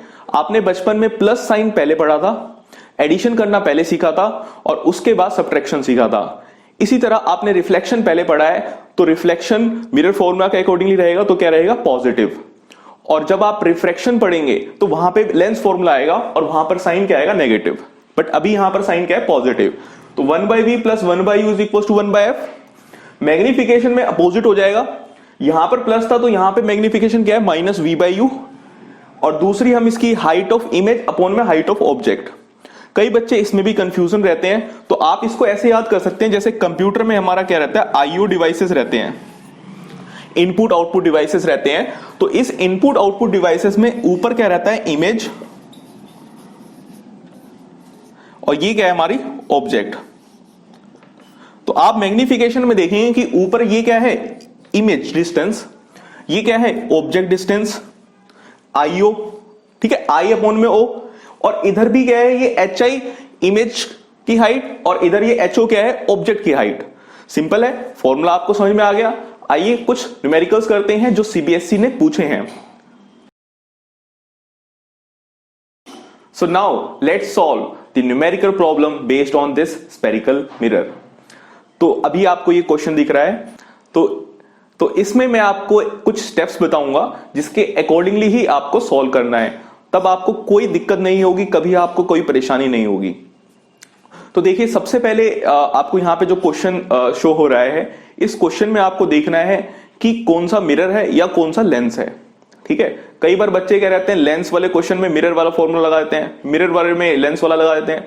तो सबसे पहले आप किस चीज को देखोगे कि वो मिरर है और कौन सा लेंस है। जो आपको दिख जाए आप उसको ड्रॉ कर दो। तो जैसे इस क्वेश्चन में क्या दे रखा है, it is a concave mirror, तो आप एक कॉनकेव मिरर को ड्रॉ कर दो। स्टेप्स, सबसे पहले आपका स्टेप क्या रहेगा, ड्रॉ लेंस या तो मिरर। तो यहां पे मिरर हमें दे रखा है कॉनकेव, तो मैंने एक कॉनकेव मिरर ड्रॉ कर दिया। अब नेक्स्ट स्टेप क्या है कि इस कॉनकेव मिरर की कुछ फोकल लेंथ दे रखी हुई, कोई डिस्टेंस दे रखा होगा। तो यहां पर हमें फोकल लेंथ दे रखी है, तो अब मुझे ड्रॉ करते ही पता लग जाएगा कि इसकी फोकल लेंथ किधर की तरफ आएगी, लेफ्ट साइड। तो मैं इसके बाद सेकंड चीज क्या लिखूंगा, गिवन। गिवन किसके अकॉर्डिंगली, साइन कन्वेंशन के अकॉर्डिंगली। तो अभी यहां पर मुझे क्या दे रखी है, इसकी फोकल लेंथ दे रखी है। अब आपको पता है कि इसकी फोकल लेंथ कहां पर आएगी, लेफ्ट साइड। तो लेफ्ट साइड क्या है यहां पर, नेगेटिव। तो फोकल लेंथ इसकी कितनी दे रखी है हमें, -10 सेंटीमीटर। अब इसके आगे अब हमें क्या दे रखा है, डिस्टेंस। डिस्टेंस किसका, ऑब्जेक्ट का। ऑब्जेक्ट हमेशा किस में रखी जाती है, लेफ्ट साइड में रखी जाती है। तो ऑब्जेक्ट यहां पर कहीं होगी, ये ऑब्जेक्ट हमारी, और ये हमेशा किस साइड रहेगी, लेफ्ट साइड। तो ऑब्जेक्ट डिस्टेंस तो हमेशा ही क्या रहेगा, नेगेटिव। तो यहां पे ऑब्जेक्ट डिस्टेंस हमें दे रखा है कितना, 15 सेंटीमीटर। अब हम आगे क्या देखेंगे, अब हमें इसमें ऑब्जेक्ट की हाइट भी दे रखी है। तो ऑब्जेक्ट की हाइट कितनी दे रखी है, उस ऑब्जेक्ट की हाइट को हम क्या लिखेंगे, HO, height of object, HO। तो ये हमें कितनी दे रखी है, 4 सेंटीमीटर। अब आप यहां पर देखिए कि ये मैंने पॉजिटिव और नेगेटिव कैसे बनाया। देखिए, जैसा मैंने आपको साइन कन्वेंशन में बताया था कि हम एक एक्सिस को लेके चलेंगे, एक कोऑर्डिनेट एक्सिस को। तो देखिए, अभी ये ऊपर की तरफ अगर हम जाएंगे वाई एक्सिस, नीचे की तरफ जाएंगे तो नेगेटिव वाई एक्सिस, लेफ्ट तरफ गए तो नेगेटिव एक्स एक्सिस, पॉजिटिव तरफ गए तो पॉजिटिव एक्स एक्सिस। तो हम जो भी मेजर करेंगे कहां से करेंगे, पोल से मेजर करेंगे। तो कॉनकेव मिरर की फोकल लेंथ किधर की तरफ आएगी, नेगेटिव, लेफ्ट साइड की तरफ। तो ये क्या आएगी, नेगेटिव। तो फोकल लेंथ को मैंने क्या लिखा, नेगेटिव। मेरी ऑब्जेक्ट कहां पर है, लेफ्ट साइड, तो ये किसकी तरफ आ रही है, नेगेटिव। क्योंकि मैं फोकल लेंथ निकालने के लिए प्रिंसिपल एक्सिस पे मूव कर रहा हूं, मतलब मैं लेफ्ट जा रहा हूं। ठीक है, तो F और U दोनों क्या रहेंगे, नेगेटिव। पर अगर मुझे ऑब्जेक्ट की हाइट निकालनी है तो मैं कहां गया, ऊपर की तरफ गया, मतलब मैं वाई एक्सिस की तरफ मूव करा, और वो क्या था, पॉजिटिव वाई एक्सिस। तो वो क्या रहेगा, पॉजिटिव, क्योंकि मैं पॉजिटिव एक्सिस में गया। और इसकी इमेज पॉजिटिव आएगी या नेगेटिव आएगी, ये मुझे कैसे पता लगेगा, जब मैं इसको सॉल्व करूंगा अकॉर्डिंग टू मिरर फॉर्मूला। तो ये आपका तरीका है गिवन लिखने का। इसके बाद हम सब्स्टिट्यूट करेंगे वैल्यू मिरर फॉर्मूला में और हमारा आंसर निकल जाएगा। तो लेट्स सी। तो जैसे मैंने आपको बताया था, हम सबसे पहले क्या करेंगे, एक रफ डायग्राम बनाएंगे। तो ये रफ डायग्राम बनाया मैंने, एक कॉनकेव मिरर बना दिया। मैंने मान लिया कि मेरी ऑब्जेक्ट यहां पर है और इस ऑब्जेक्ट का डिस्टेंस मुझे दे रखा है u, कितना, -15 सेंटीमीटर। मुझे फोकल लेंथ भी प्रोवाइडेड है, कितनी, -10 सेंटीमीटर। इस ऑब्जेक्ट की हाइट भी दे रखी है मुझे 4 सेंटीमीटर। ठीक है, तो सबसे पहला काम हमारा क्या था, ये गिवन लिखना। अब गिवन में मैंने देखा कि ये 3 चीजें आ गई है। अब नेक्स्ट टाइम हमारा क्या रहेगा, मिरर फॉर्मूला। तो मिरर फॉर्मूला हम लिखेंगे, मिरर फॉर्मूला क्या रहता है, 1/v plus 1/u is equals to 1/f। देखिए, अभी इस मिरर फॉर्मूला में वेरिएबल्स कितने हैं, 3 वेरिएबल्स हैं। First v, u and f, 3 चीजें आ रही है, v, u एंड f। आपको गिवन में देखिए u और v दे रखा है, सब्स्टिट्यूट करेंगे तो हमारे पास क्या निकल जाएगा, v निकल जाएगा। ठीक है, सब्स्टिट्यूट करते हैं। सब्स्टिट्यूट करूंगा मैं, कितना आएगा मेरे पास, 1/v दे नहीं रखा, यहां पे -1/15, इधर -1/10। तो अब मैं इसी इक्वेशन को इधर लिखता हूं, मैं 1/v को लेफ्ट साइड रखता हूं और जो ये -1/15 है इसको मैं राइट तरफ ले जाता हूं। तो 1/v 1/15 -1/10, इन दोनों का अगर मैं एलसीएम लूंगा तो मेरे पास 30 आएगा। अब एलसीएम मैंने इसका लिया है तो यहां पर क्या आएगा 2 और यहां पर क्या आएगा 3। ये 1/v, तो 1/v इज इक्वल टू कितना आया -1/30। तो v कितना आ गया, इसका रेसिप्रोकल करना हमेशा याद रखना कि रेसिप्रोकल करना है इसका। तो ये कितना आ गया -30 सेंटीमीटर। उसके बाद यूनिट भी चेक करना कि आपने यूनिट लगाई है या नहीं लगाई। तो v हमारा यहां से कितना आ गया -30 सेंटीमीटर। नेक्स्ट हमसे आगे पूछा गया है क्वेश्चन में कि what is the value of its image height. तो अब हम क्या करेंगे, हम मैग्निफिकेशन का फॉर्मूला लगाएंगे। m इज इक्वल टू क्या रहता है -v/u। यही इक्विवेलेंट रहता है किसके, hi/ho के। भी मैंने बताया I/o इनपुट बाय आउटपुट, मतलब इमेज बाय ऑब्जेक्ट। इधर मैं वैल्यू सब्स्टिट्यूट कर दूंगा माइनस और -30 और u कितना था हमारे पास -15। hi हमारे पास निकालना है, ho हमें दे रखा है 4। तो ये इक्वेशन कितनी आ गई 30 divided by -15 is equals to hi divided by 4। तो hi इज इक्वल्स टू -8। अब इधर जो साइन नेगेटिव आया है ये क्या शो कर रहा है, ये इमेज क्या है, रियल इमेज है। मैंने आपको एक ट्रिक बताई थी, उसमें मैंने आपको क्या एक वर्ड बताया था, रिवर। तो आपको ये याद रखना है कि रियल रहेगी कभी भी इमेज तो वो क्या रहेगी, इन्वर्टेड। और ये जो -i जो आ रहा है ये क्या रहेगा, नेगेटिव। तो जब भी मैग्निफिकेशन आपको नेगेटिव दिख रही है तो वो कैसी है, रियल। तो आइए नेक्स्ट क्वेश्चन करते हैं।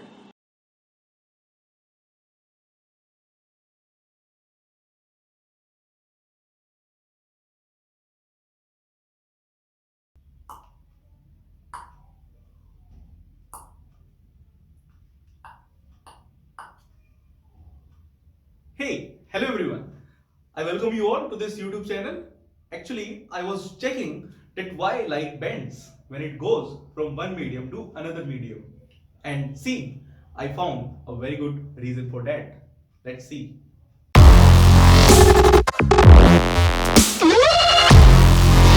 Refraction is the bending of light. What is refraction? Refraction is the bending of light. When does light bends and why?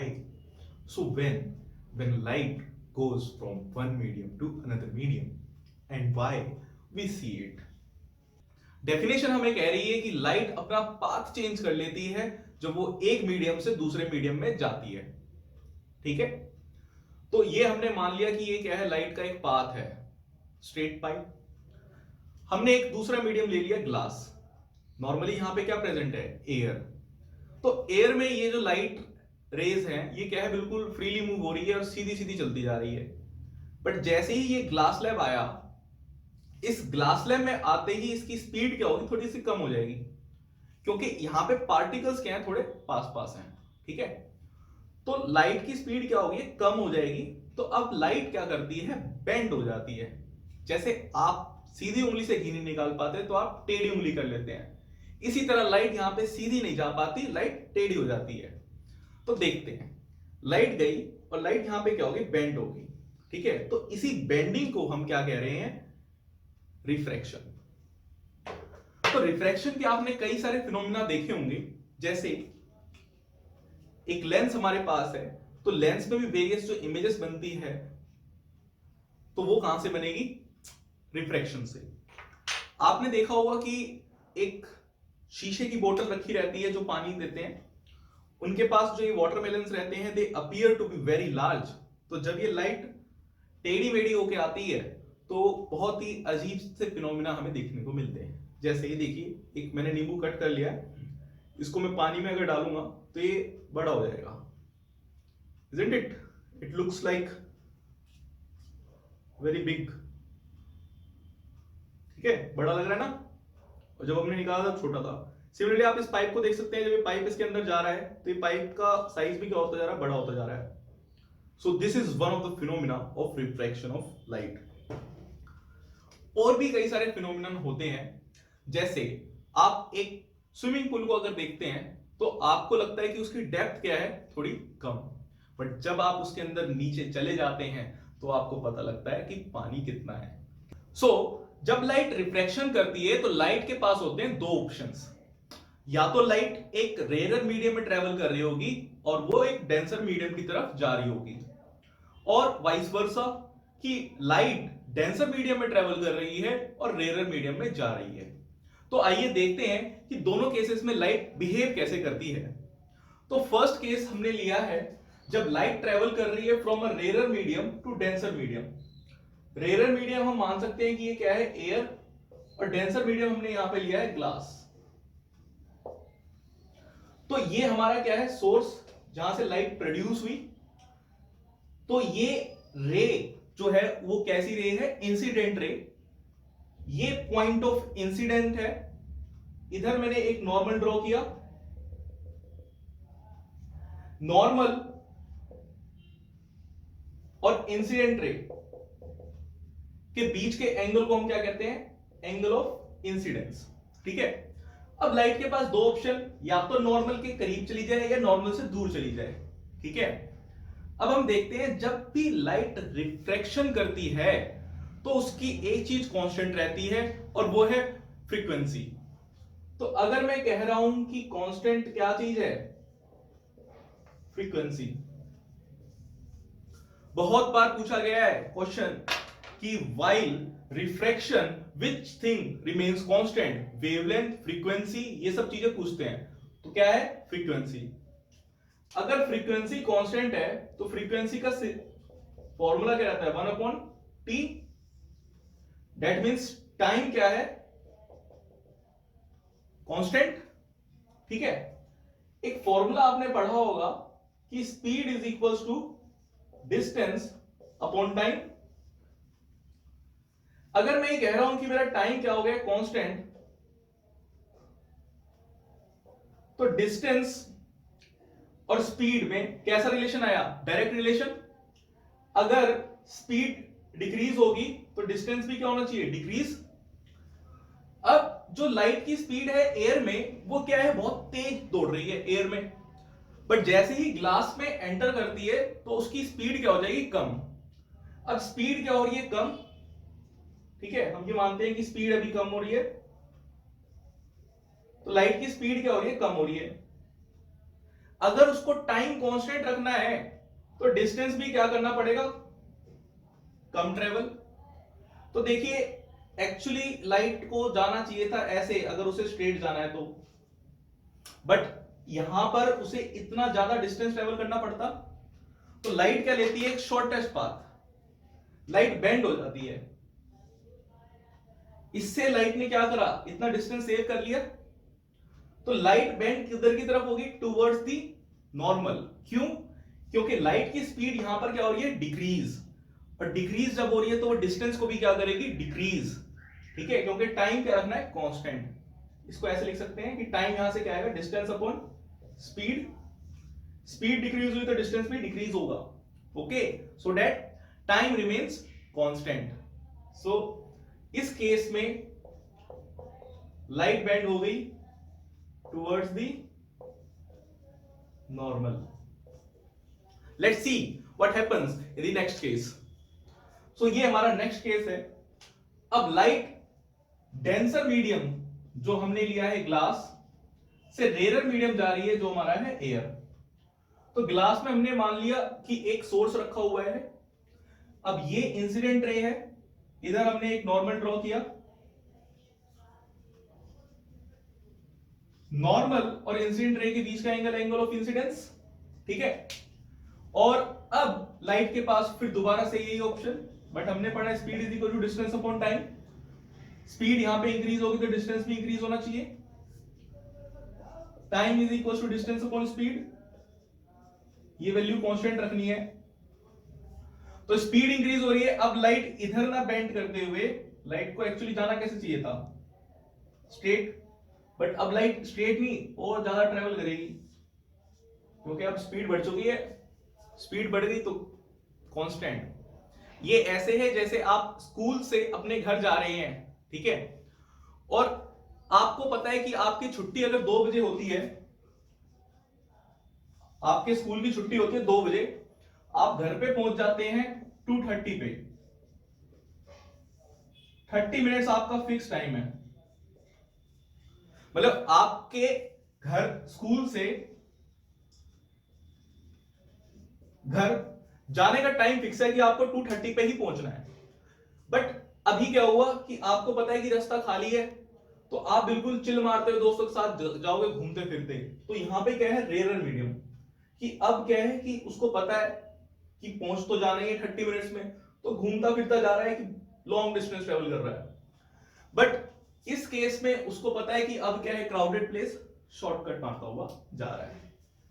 Okay, so moving forward we will see that what are the laws of refraction. So the first law says that the incident ray, normal and the refracted ray all lies in the same plane.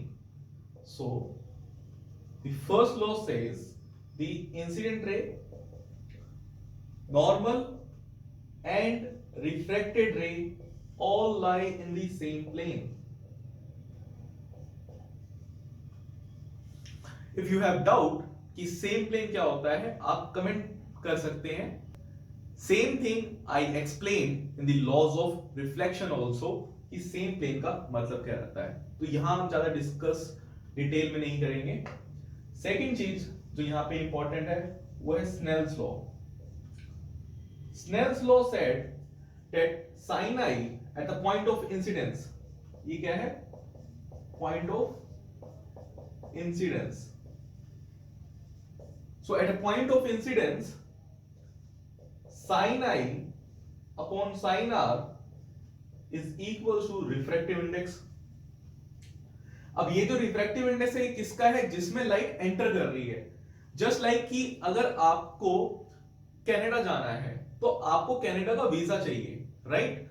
सो ये light कहां पर आ रही है, medium 2 में आ रही है, medium 1 से। Medium 1 से लाइट एंटर कर रही है मीडियम 2 में, तो यहां पे रिफ्रैक्टिव इंडेक्स किसका होना चाहिए, 2 का। लाइट कहां से आ रही है, 1 से, ठीक है। इसी को सेम हम ऐसे लिखते हैं N21, कई बुक्स में ये ऐसे लिखा होगा N21, ठीक है। बट मैं प्रिफर करूंगा कि आप इसको ऐसे लिखिए, यहां से हमें क्लियरली पता लगता है कि रिफ्रैक्टिव इंडेक्स किसका और लाइट कहां से आ रही है। ओके, तो ये एक न्यू डेफिनेशन हमारे पास आई कि what is refractive index. Other than that, refractive index is also speed, ratio of speed. तो speed जो हमारी मीडियम 1 में हो, फिर स्पीड जो हमारी मीडियम 2 में हो, तो एक ये भी फॉर्मूला होता है। In the next video, we will see that how to solve the numericals related to refractive index.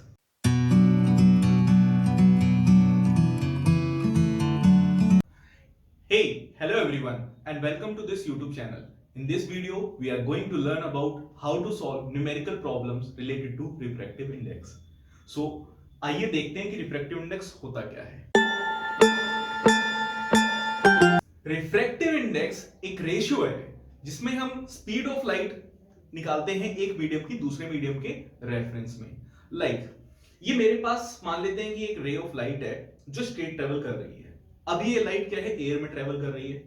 But अगर कोई मीडियम बीच में आ जाए तो क्या इसकी स्पीड चेंज होती है, ये हमने देखा था, and it will bend.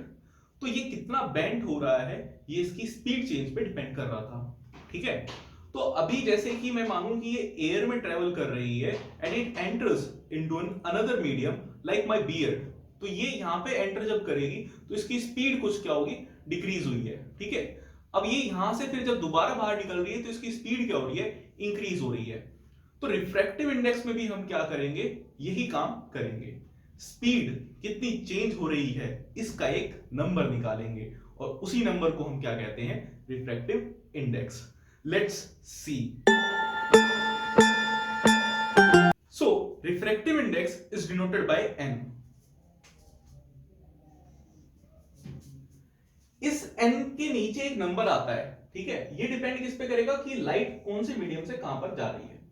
Like अगर लाइट इधर है मीडियम 1 में और लाइट एंटर कर रही है मीडियम 2 में, तो मैं रिफ्रैक्टिव इंडेक्स किसका निकालूंगा, जिस मीडियम में लाइट जा रही होती है। लाइक प्रीवियस एग्जांपल में जब रे ऑफ लाइट मेरी बियर्ड में एंटर करी थी तो रिफ्रैक्टिव इंडेक्स बियर्ड का निकल रहा था, तो रिफ्रैक्टिव इंडेक्स यहां पे मीडियम 2 का निकलेगा, तो रिफ्रैक्टिव इंडेक्स मैंने यहां पे लिखा 2 विद रेफरेंस टू 1। अब मैंने आपको बताया कि it's a simple ratio of speed of light, तो ऊपर क्या आएगा, speed of light in medium 1 upon speed of light in medium 2। हम जिसमें लाइट जा रही है उसके रेफरेंस से निकाल रहे हैं कि पहले वाले में कितनी स्पीड तेज थी, ठीक है। इसलिए मैंने ऊपर वाले को क्या रखा है मीडियम 1, नीचे वाला क्या रखा है मीडियम 2। रिफ्रैक्टिव इंडेक्स किसका निकल रहा है 2 का, ठीक है। Other than that this formula, यहां पे 2 फॉर्मूले और आपको पढ़ने हैं 10th क्लास में। दूसरा फॉर्मूला क्या कहता है, sine i upon sine r, जो हमने देखा स्नेल्स लॉ में। इसके अलावा एक और, अगर मैं कह रहा हूं कि एब्सोल्यूट रिफ्रैक्टिव इंडेक्स मुझे पता है मीडियम 1 का विद रेफरेंस टू एयर, और एब्सोल्यूट रिफ्रैक्टिव इंडेक्स मुझे पता है मीडियम 2 का विद रेफरेंस टू एयर, तो यहां पर हम क्या रखते हैं, इधर आएगा रिफ्रैक्टिव इंडेक्स ऑफ 2, इधर आएगा रिफ्रैक्टिव इंडेक्स ऑफ 1। ये दोनों रहेंगे विद रेफरेंस टू एयर, ठीक है, या किसी दूसरे मीडियम के भी रेफरेंस में हो सकते हैं, जो दोनों मीडियम क्या होने चाहिए, सेम। ओके, अब इन तीनों फॉर्मूले को रेफरेंस मानते हुए हम क्वेश्चंस करेंगे न्यूमेरिकल्स। तो आइए देखते हैं सीबीएसई का इस साल का सैंपल पेपर 2019 एंड 20 का एक question. Let's see.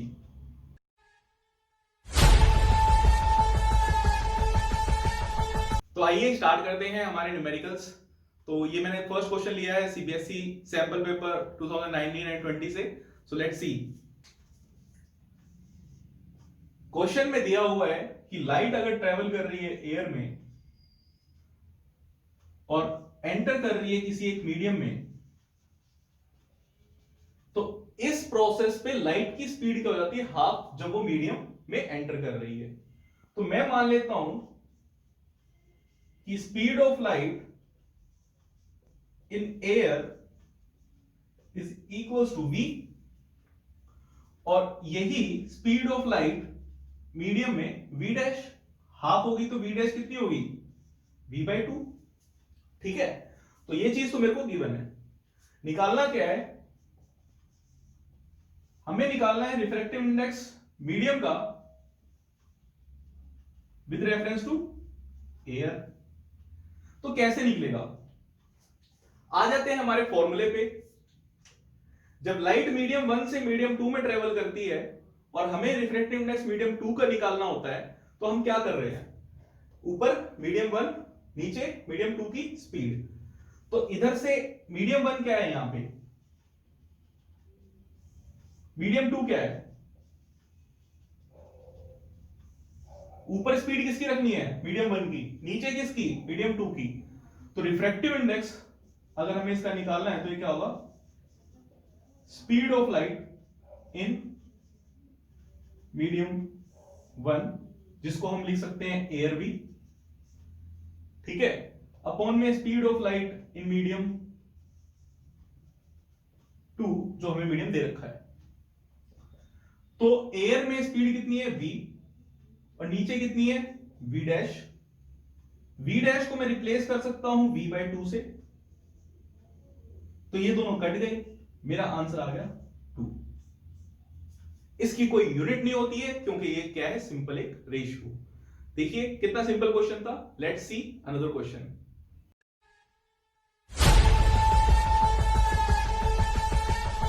So let's move to second question. ओए होए होए होए, फेवरेट क्वेश्चन है ये मेरा, हर टेस्ट में देता हूं मैं ये। तो देखते हैं और तुम्हें मिलेगा भी ये।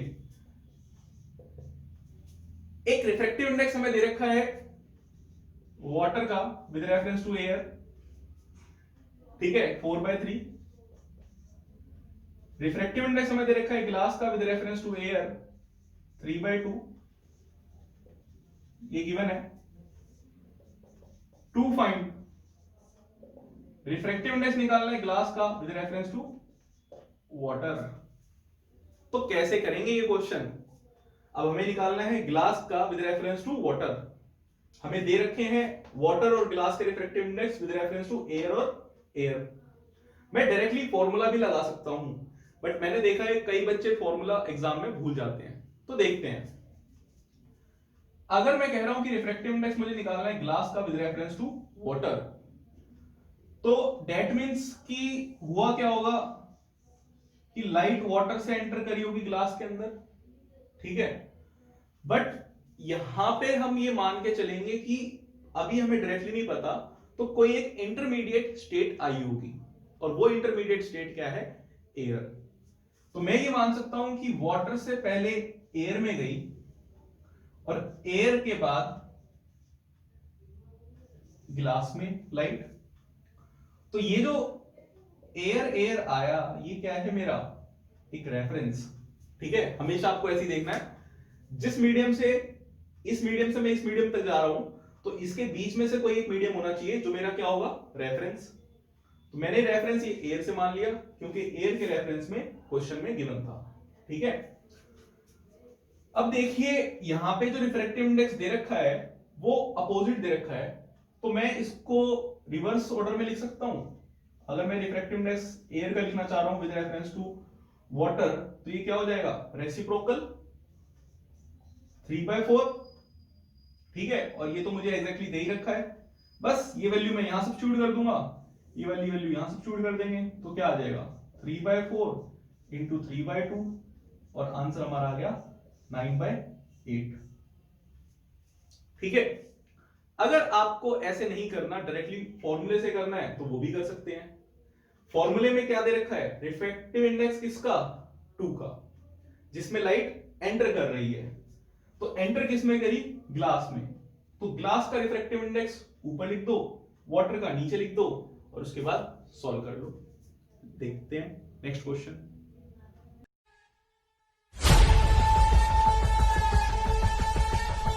So let's see the next question which I had taken from Delhi 2019 CBSE paper.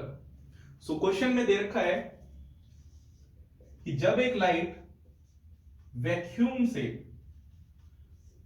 किसी मीडियम में जा रही है, इस मीडियम का रिफ्रैक्टिव इंडेक्स हमें गिवन है जो है 2, वेलोसिटी हमें गिवन है मीडियम की, speed of light 1.5 into 10 to the power 8 metre per second.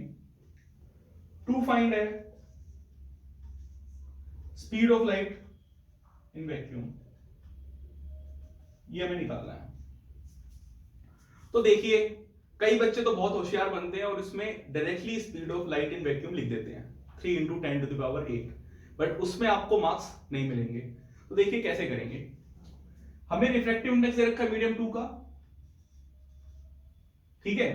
किसके रेफरेंस में? वैक्यूम के रेफरेंस में। कैसे निकाला था हमने? स्पीड इसकी फर्स्ट जहां पे ट्रेवल कर रही है लाइट, उसके बाद सेकंड की speed of light in medium 1 upon medium 2। तो speed of light in vacuum divided by speed of light in medium, इधर आ गया 2, ये हमारे पास speed of light in vacuum upon में 1.5 into 10 to the power 8 metre per second, और यहीं से हमारे पास स्पीड निकल जाएगी 2 into 1.5 into 10 to the power 8 metre per second, और ये हमारे पास आ जाएगी 3 into 10 to the power 8 metre per second. So निकल गई स्पीड। तो डायरेक्टली कभी नहीं करना है एग्जाम में, हमेशा प्रोसेस को फॉलो करना है। ठीक है। और अगर आपको ये वीडियो अच्छी लगी हो तो इसे लाइक, कमेंट और शेयर कर दीजिए, तो हम और भी वीडियोस अपलोड कर देंगे। Thank you.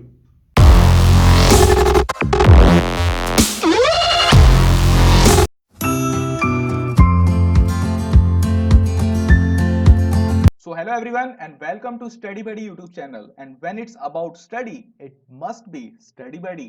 तो आज हम लेके आए हैं एक और शानदार सेशन आपके लिए, जिसमें हम पढ़ेंगे image formation by a lens, chapter 10 class 10th light. तो अब देखते हैं कि लेंस कितने तरीके के होते हैं। तो lens are of two type. First one is convex. तो ये है हमारे पास कॉन्वेक्स लेंस। तो कॉन्वेक्स में क्या हो रहा है, एक तरीके से आप ये मान सकते हैं कि हाथ, एक आदमी क्या कर रहा है, हाथ जोड़ रहा है। ठीक है, इमेजिन कर सकते हैं इसको, एक आदमी क्या कर रहा है, हाथ को जोड़ रहा है, ऐसे नमस्ते कर रहा है। ठीक है, तो ये हमारे पास क्या बन गया, एक तरीके से कॉनकेव वाली शेप बन रही है। और हम इसमें देखेंगे कि चीजें क्या होगी, कन्वर्ज हो जाएगी, चीजें जुड़ जाएंगी। हाथ जोड़ने से क्या होगा, चीजें जुड़ जाएंगी। तो ये हमारे पास प्रिंसिपल एक्सिस है। पैरेलल रेस कुछ जाएगी तो हमारे पास जो फोकस रहेगा वो कहाँ आएगा, राइट हैंड साइड पर आएगा। और इस लेंस को हम क्या कहते हैं, कन्वर्जिंग लेंस भी बोलते हैं। समझ में आया, ट्रिक याद रहेगी। दूसरा देखिए, दूसरा रहता है हमारे पास कॉनकेव। तो यहां पर क्या बन रहा है, कॉनकेव, गुफा बन रही है। तो ये क्या दिखा रहा है, एक तरीके से थप्पड़ दिखा रहा है। ठीक है, तो यहाँ पर क्या हो रहा है कि हमारे पास एक पैरेलल रेस जा रही है, और ये पैरेलल रेस क्या हो जाएंगी, ये पैरेलल रेस हो जाएंगी डाइवर्ज, और हमारे पास जो फोकस रहेंगी वो फोकस कहाँ पे आ जाएंगी, वो फोकस आ जाएंगी पीछे। तो फोकस यहाँ पर क्या रहता है, नेगेटिव। एक चीज मैंने आपको बताया था कि जहां पर भी आपको दिख जाए केव, उसका मतलब क्या है, फोकस हमारा है नेगेटिव। गुफाओं वाले लोगों का रहता है फोकस नेगेटिव। ठीक है, नेक्स्ट, अब इस साइड देखिए, इस साइड फोकस क्या है, पॉजिटिव। ठीक है, राइट साइड आ रहा है, फोकस क्या है, positive. Sign convention by Manoj sir डाल के देखिए वीडियो यूट्यूब पे, अगर आपको साइन कन्वेंशन क्लियर नहीं है। ठीक है, नेक्स्ट, अब यहां पर रूल्स क्या फॉलो होंगे, देखिए रूल्स कभी भी चेंज नहीं होते। मैं कहता हूं science is the deadly enemy of uniqueness. तो जो चीज पढ़ी थी हमने मिरर में, वही चीज लग रही है यहां पर लेंस में, लेंस में, लेंस में। अगर रेस जा रही हो पैरेलल तो कहां से जाएगी, फोकस से। ठीक है, तो ये चाहे आप कॉनकेव की बात करें या कॉन्वेक्स की बात करें, तो दोनों जगह क्या रहेगा, सेम। ठीक है, रेस गई पैरेलल, पैरेलल किसके, प्रिंसिपल एक्सिस के, और क्या हो जाएगी, फोकस से पास हो गई। ठीक है, पहला रूल। तो ये सेम रूल किस पे लग रहा है, कॉनकेव पे भी लग रहा है, और कॉन्वेक्स पे भी लग रहा है। ठीक है, आइए देखते हैं next, second rule. Second rule है इसी का अपोजिट, कि अगर फोकस से पास हो गई तो ये थप्पड़ मार के कह देता है कि अब क्या हो जाओ, पैरेलल। ठीक है, तो ये बिल्कुल सीधा कर दिया कि पैरेलल हो जाओ, फोकस से चले गए हो तो। ठीक है, तो यहां से फोकस है, फोकस से कहां पर हो गया, पैरेलल। नेक्स्ट, बट अब यहां पर एक चीज हमें ध्यान रखनी है। जैसे हम वहां पर कह रहे थे कि सेंटर ऑफ कर्वेचर से जो चीज जा रही है वो क्या हो जाती है, रिट्रेस हो जाती है। यहां पर हम ये कहेंगे जो चीज ऑप्टिकल सेंटर से जा रही है वो चीज क्या होती है, स्ट्रेट चली जाती है। ठीक है, और रीजन क्या था बताइए, सेंटर ऑफ कर्वेचर पे रीजन क्या था, कि वहां से रिट्रेस कर रही है। जो वहां पर रीजन था वही यहां पर रीजन है। ठीक है, अब नेक्स्ट, अब हमारे पास आ गई है कि पोजीशंस क्या क्या होगी, पॉसिबिलिटी क्या क्या है। तो हमने वहां पर एक ट्रिक पढ़ी थी, I see a funny problem. वही ट्रिक हर जगह लगेगी, क्योंकि science is the deadly enemy of uniqueness. मैंने क्या कहा था, I see a funny problem and a funny cat in problem. ठीक है, तो वही चीज हमारी क्या लग रही है, यहां पर लग रही है। अब हमने कहा था अगर पोजीशन को हम इन्फिनिटी पे रख दें, फिर इसके बाद इन्फिनिटी और सेंटर ऑफ कर्वेचर, इसके बाद सेंटर ऑफ कर्वेचर, फिर हम कहाँ पे रख सकते हैं, सेंटर ऑफ कर्वेचर और फोकस के बीच पे, फिर फोकस पे, और फिर इसके बाद पोल और फोकस के बीच में। इनके कोरस्पॉन्डिंग जो इमेजेस फॉर्म हो रही थी वो इन्हीं नंबर्स पे फॉर्म हो रही थी। ठीक है, अगर ये चीज आपको क्लियर है तो मतलब आप हो मेरे स्टूडेंट्स, नहीं हो तो sign convention by Manoj sir search करो और देखो इस वीडियो को। नेक्स्ट, अब यहां पर हम देखते हैं कि हमारे पास क्या क्या चीजें हो सकती है पॉसिबिलिटी। तो पॉसिबिलिटी हमने वहां देखी थी कि कॉनकेव में, मतलब अगर मैं बात करूं कॉनकेव मिरर में 6 पॉसिबिलिटीज आई थी। ठीक है, तो यहां पर हम देखेंगे जो कॉनकेव मिरर में पॉसिबिलिटीज थी वही क्या आएंगी कॉन्वेक्स लेंस में। तो यहां पर कॉन्वेक्स लेंस की 6 इमेज हमें फॉर्म करनी है।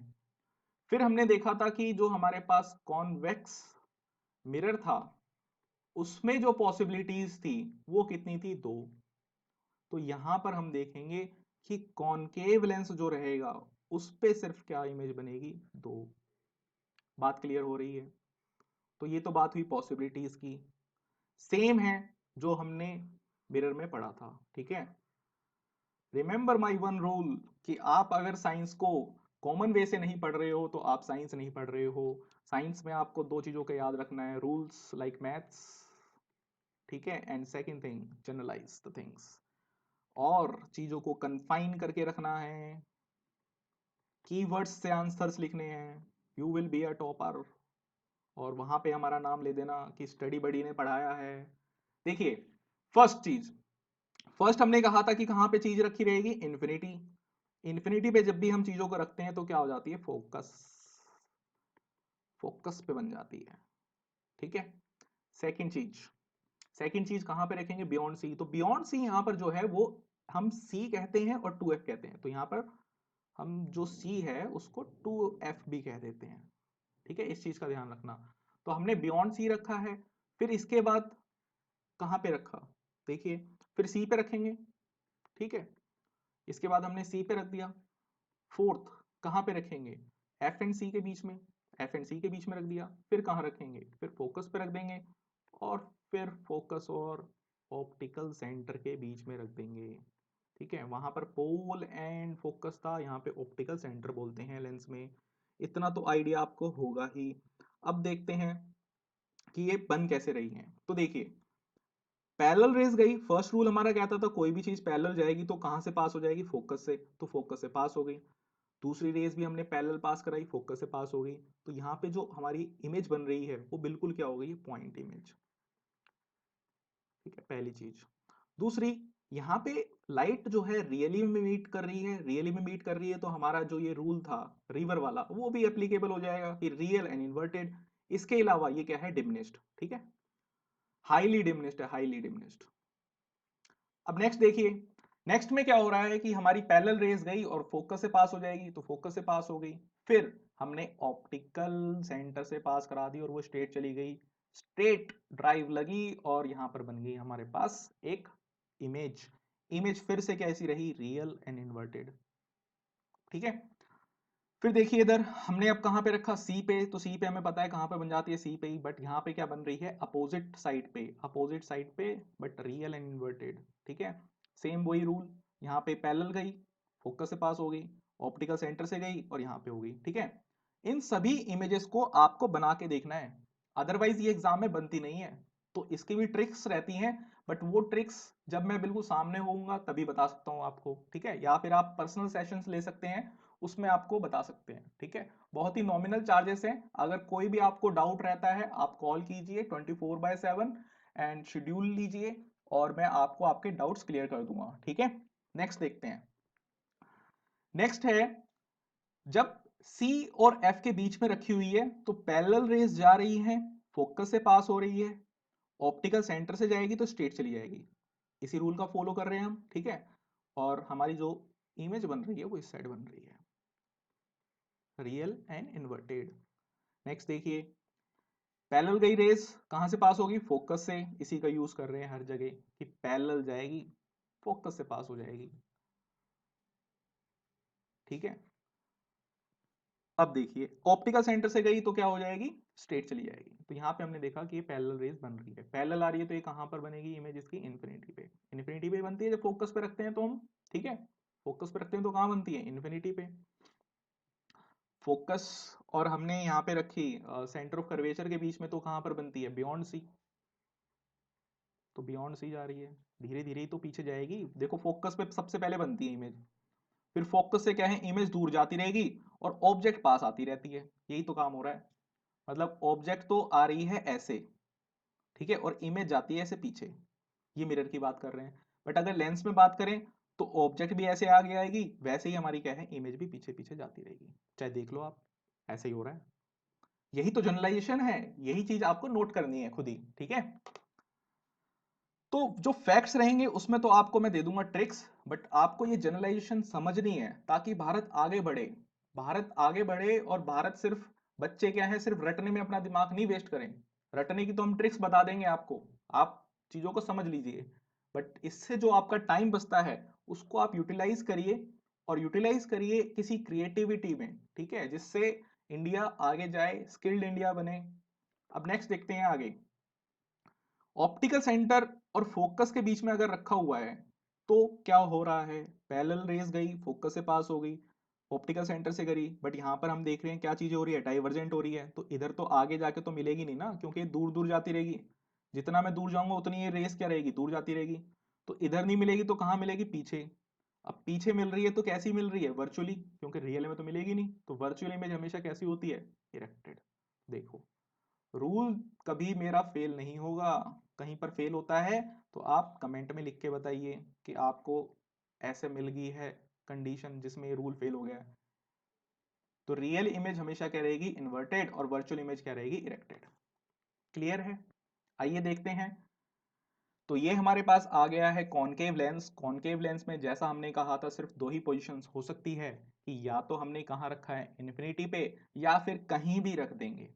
तो जो हमारी इमेज बनेगी वो कहाँ बनेगी, देखो, हमारी वहां पर इमेज कहाँ बन रही थी, पोल और फोकस के बीच में, तो यहाँ कहाँ बनेगी, सिर्फ यहीं पर। यही इसकी क्या है, औकात, यहीं पे बना सकता है ये अपनी इमेज। बट इमेज हमेशा कैसी बनेगी, virtual.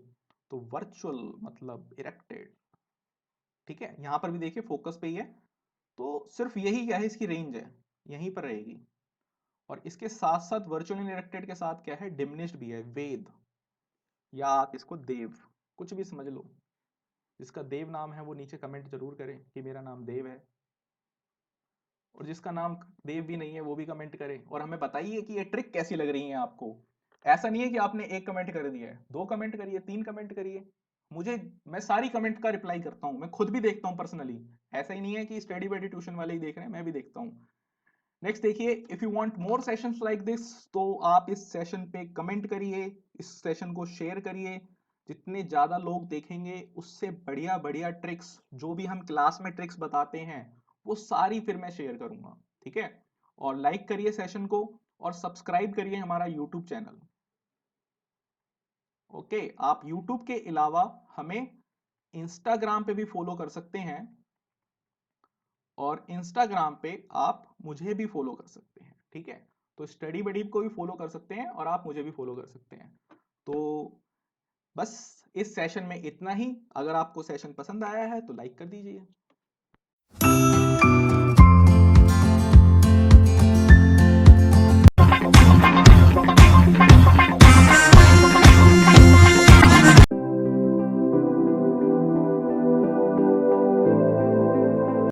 Hey, hello everyone, and welcome to our YouTube channel. And in this video, we will be learning about how to solve numerical problem related to lens formula. So, let's start. In the lens formula, we have 1 by v minus 1 by u is equals to 1 by f. Here, v signifies the image distance, u is the object distance, and f is the focal length, which is different for concave and convex. Like for convex lens, the focal length is negative. For convex, the focal length is positive. Other than that, आपको magnification भी याद रखनी है। Magnification is V by U is equals to HI upon HO। हमेशा याद रखना है, ऊपर हमेशा चीज इमेज की रहेगी, नीचे ऑब्जेक्ट की रहेगी, जैसे तुम्हारे होते हैं आईओ डिवाइसेस। ठीक है, सेम जो हमने मिरर फॉर्मूला में पढ़ा था वही हम लेंस फॉर्मूला में अप्लाई कर रहे हैं। ठीक है, अगर आपने मिरर फॉर्मूला की वीडियो नहीं देखी है तो आप डिस्क्रिप्शन में जाके उस वीडियो को चेक कर सकते हैं। ठीक, अब एक चीज आपको और याद रखनी है कि लेंस फॉर्मूला में माइनस साइन यूज हो रहा है यहां बीच में, और मिरर फॉर्मूला में प्लस साइन यूज हुआ था। सिमिलरली मैग्निफिकेशन में इधर यहां पे कोई माइनस नहीं है लेंस फॉर्मूला में, बट मिरर फॉर्मूला में इधर था। ठीक है, आपको जब भी क्वेश्चन आए तो आपको इमेजिन करना है कि कॉनकेव लेंस गिवन है या कॉन्वेक्स लेंस गिवन है, because one time Einstein said that imagination can take you everywhere but logic can take you from A to B. Okay, so अब स्टार्ट करते हैं न्यूमेरिकल्स की, न्यूमेरिकल्स को कैसे solve करना है। Let's proceed.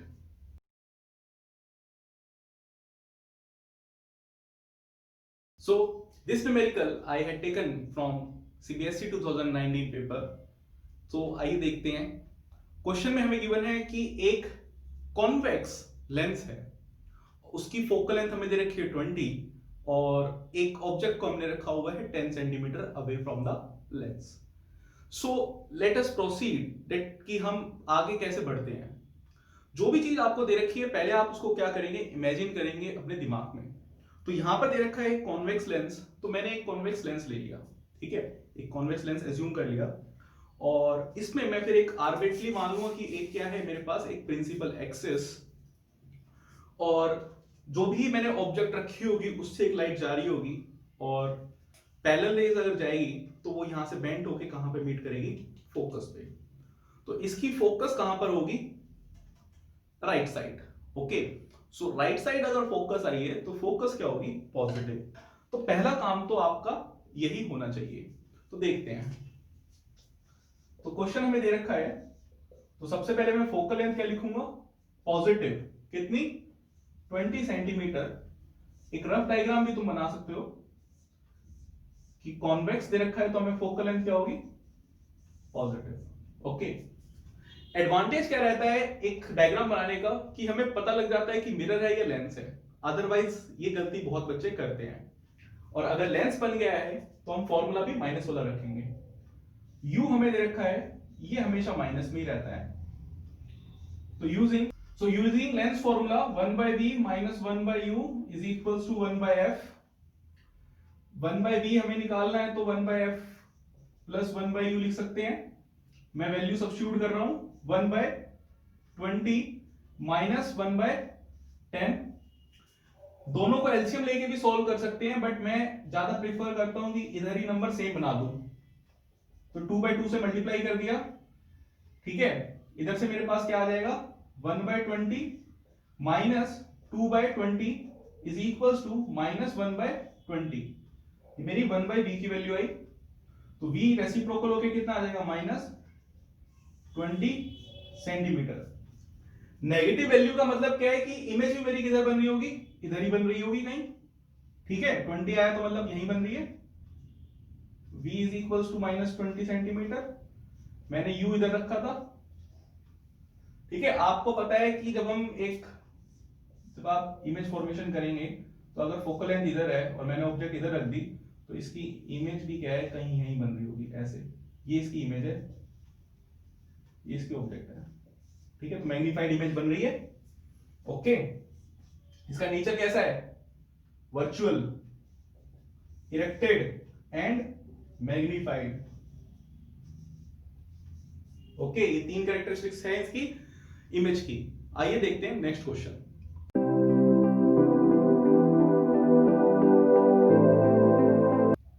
So let's move to next question. ये मैंने सीबीएसई 2013 से लिया है, तो देखते हैं इसमें क्या दे रखा है। ये क्वेश्चन में हमें दे रखा है कॉनकेव लेंस। ओके, तो मैंने कहा था सबसे पहले पढ़ते ही कि मिरर या लेंस, उसको इमेजिन कर लो और ड्रॉ कर लो। तो ये हमने ड्रॉ कर लिया। अब हमें पता लगा कि फोकल लेंथ जो भी रखी होगी क्या होगी, नेगेटिव। तो इसकी फोकल लेंथ हमें दे रखी है -5 सेंटीमीटर। यू हमें कितना दे रखा है यहां पे -10 सेंटीमीटर। और एक चीज और दे रखी है एचओ। एचओ हमें दे रखा है यहां पे 6 सेंटीमीटर। ओके, ये पार्ट हो गया गिवन का। अब हमें निकालना क्या क्या है, इसमें हमें निकालना है इमेज डिस्टेंस मतलब v और इमेज हाइट और magnification. So let's move.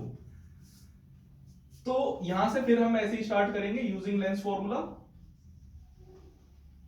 Lens formula को लिख देंगे 1/v - 1/u is equal to 1/f। आप हमेशा वेरीफाई करेंगे कि लेंस दे रखा है तो यहां लिखेंगे माइनस। ओके, v निकालना है 1/v is equal to 1/f plus 1/u।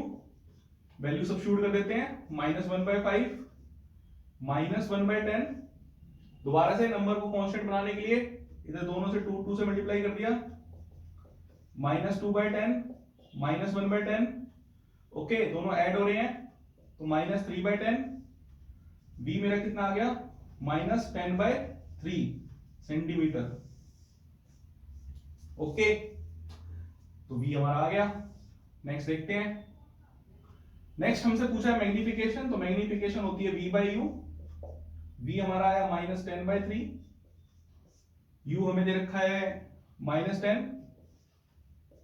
तो -10/3 divided by -10 -10 divided by 3 into 1/-10 cut गया 1/3। ओके, अब हमसे पूछा क्या है HIB निकालना है, तो HIB निकाल लेते हैं। HI/HO 1/3 HI 1/3 into 6 2 centimetre HI। Okay, अगर ये आपको वीडियो पसंद आई है तो इसे लाइक कमेंट और शेयर जरूर कर दीजिए। इसके कमेंट 500 होते ही मैं एक नई वीडियो अपलोड करूंगा जिसमें हम करेंगे थोड़े से डिफिकल्ट क्वेश्चंस जो आपके प्री बोर्ड और बोर्ड के लिए इंपॉर्टेंट होंगे। Thank you.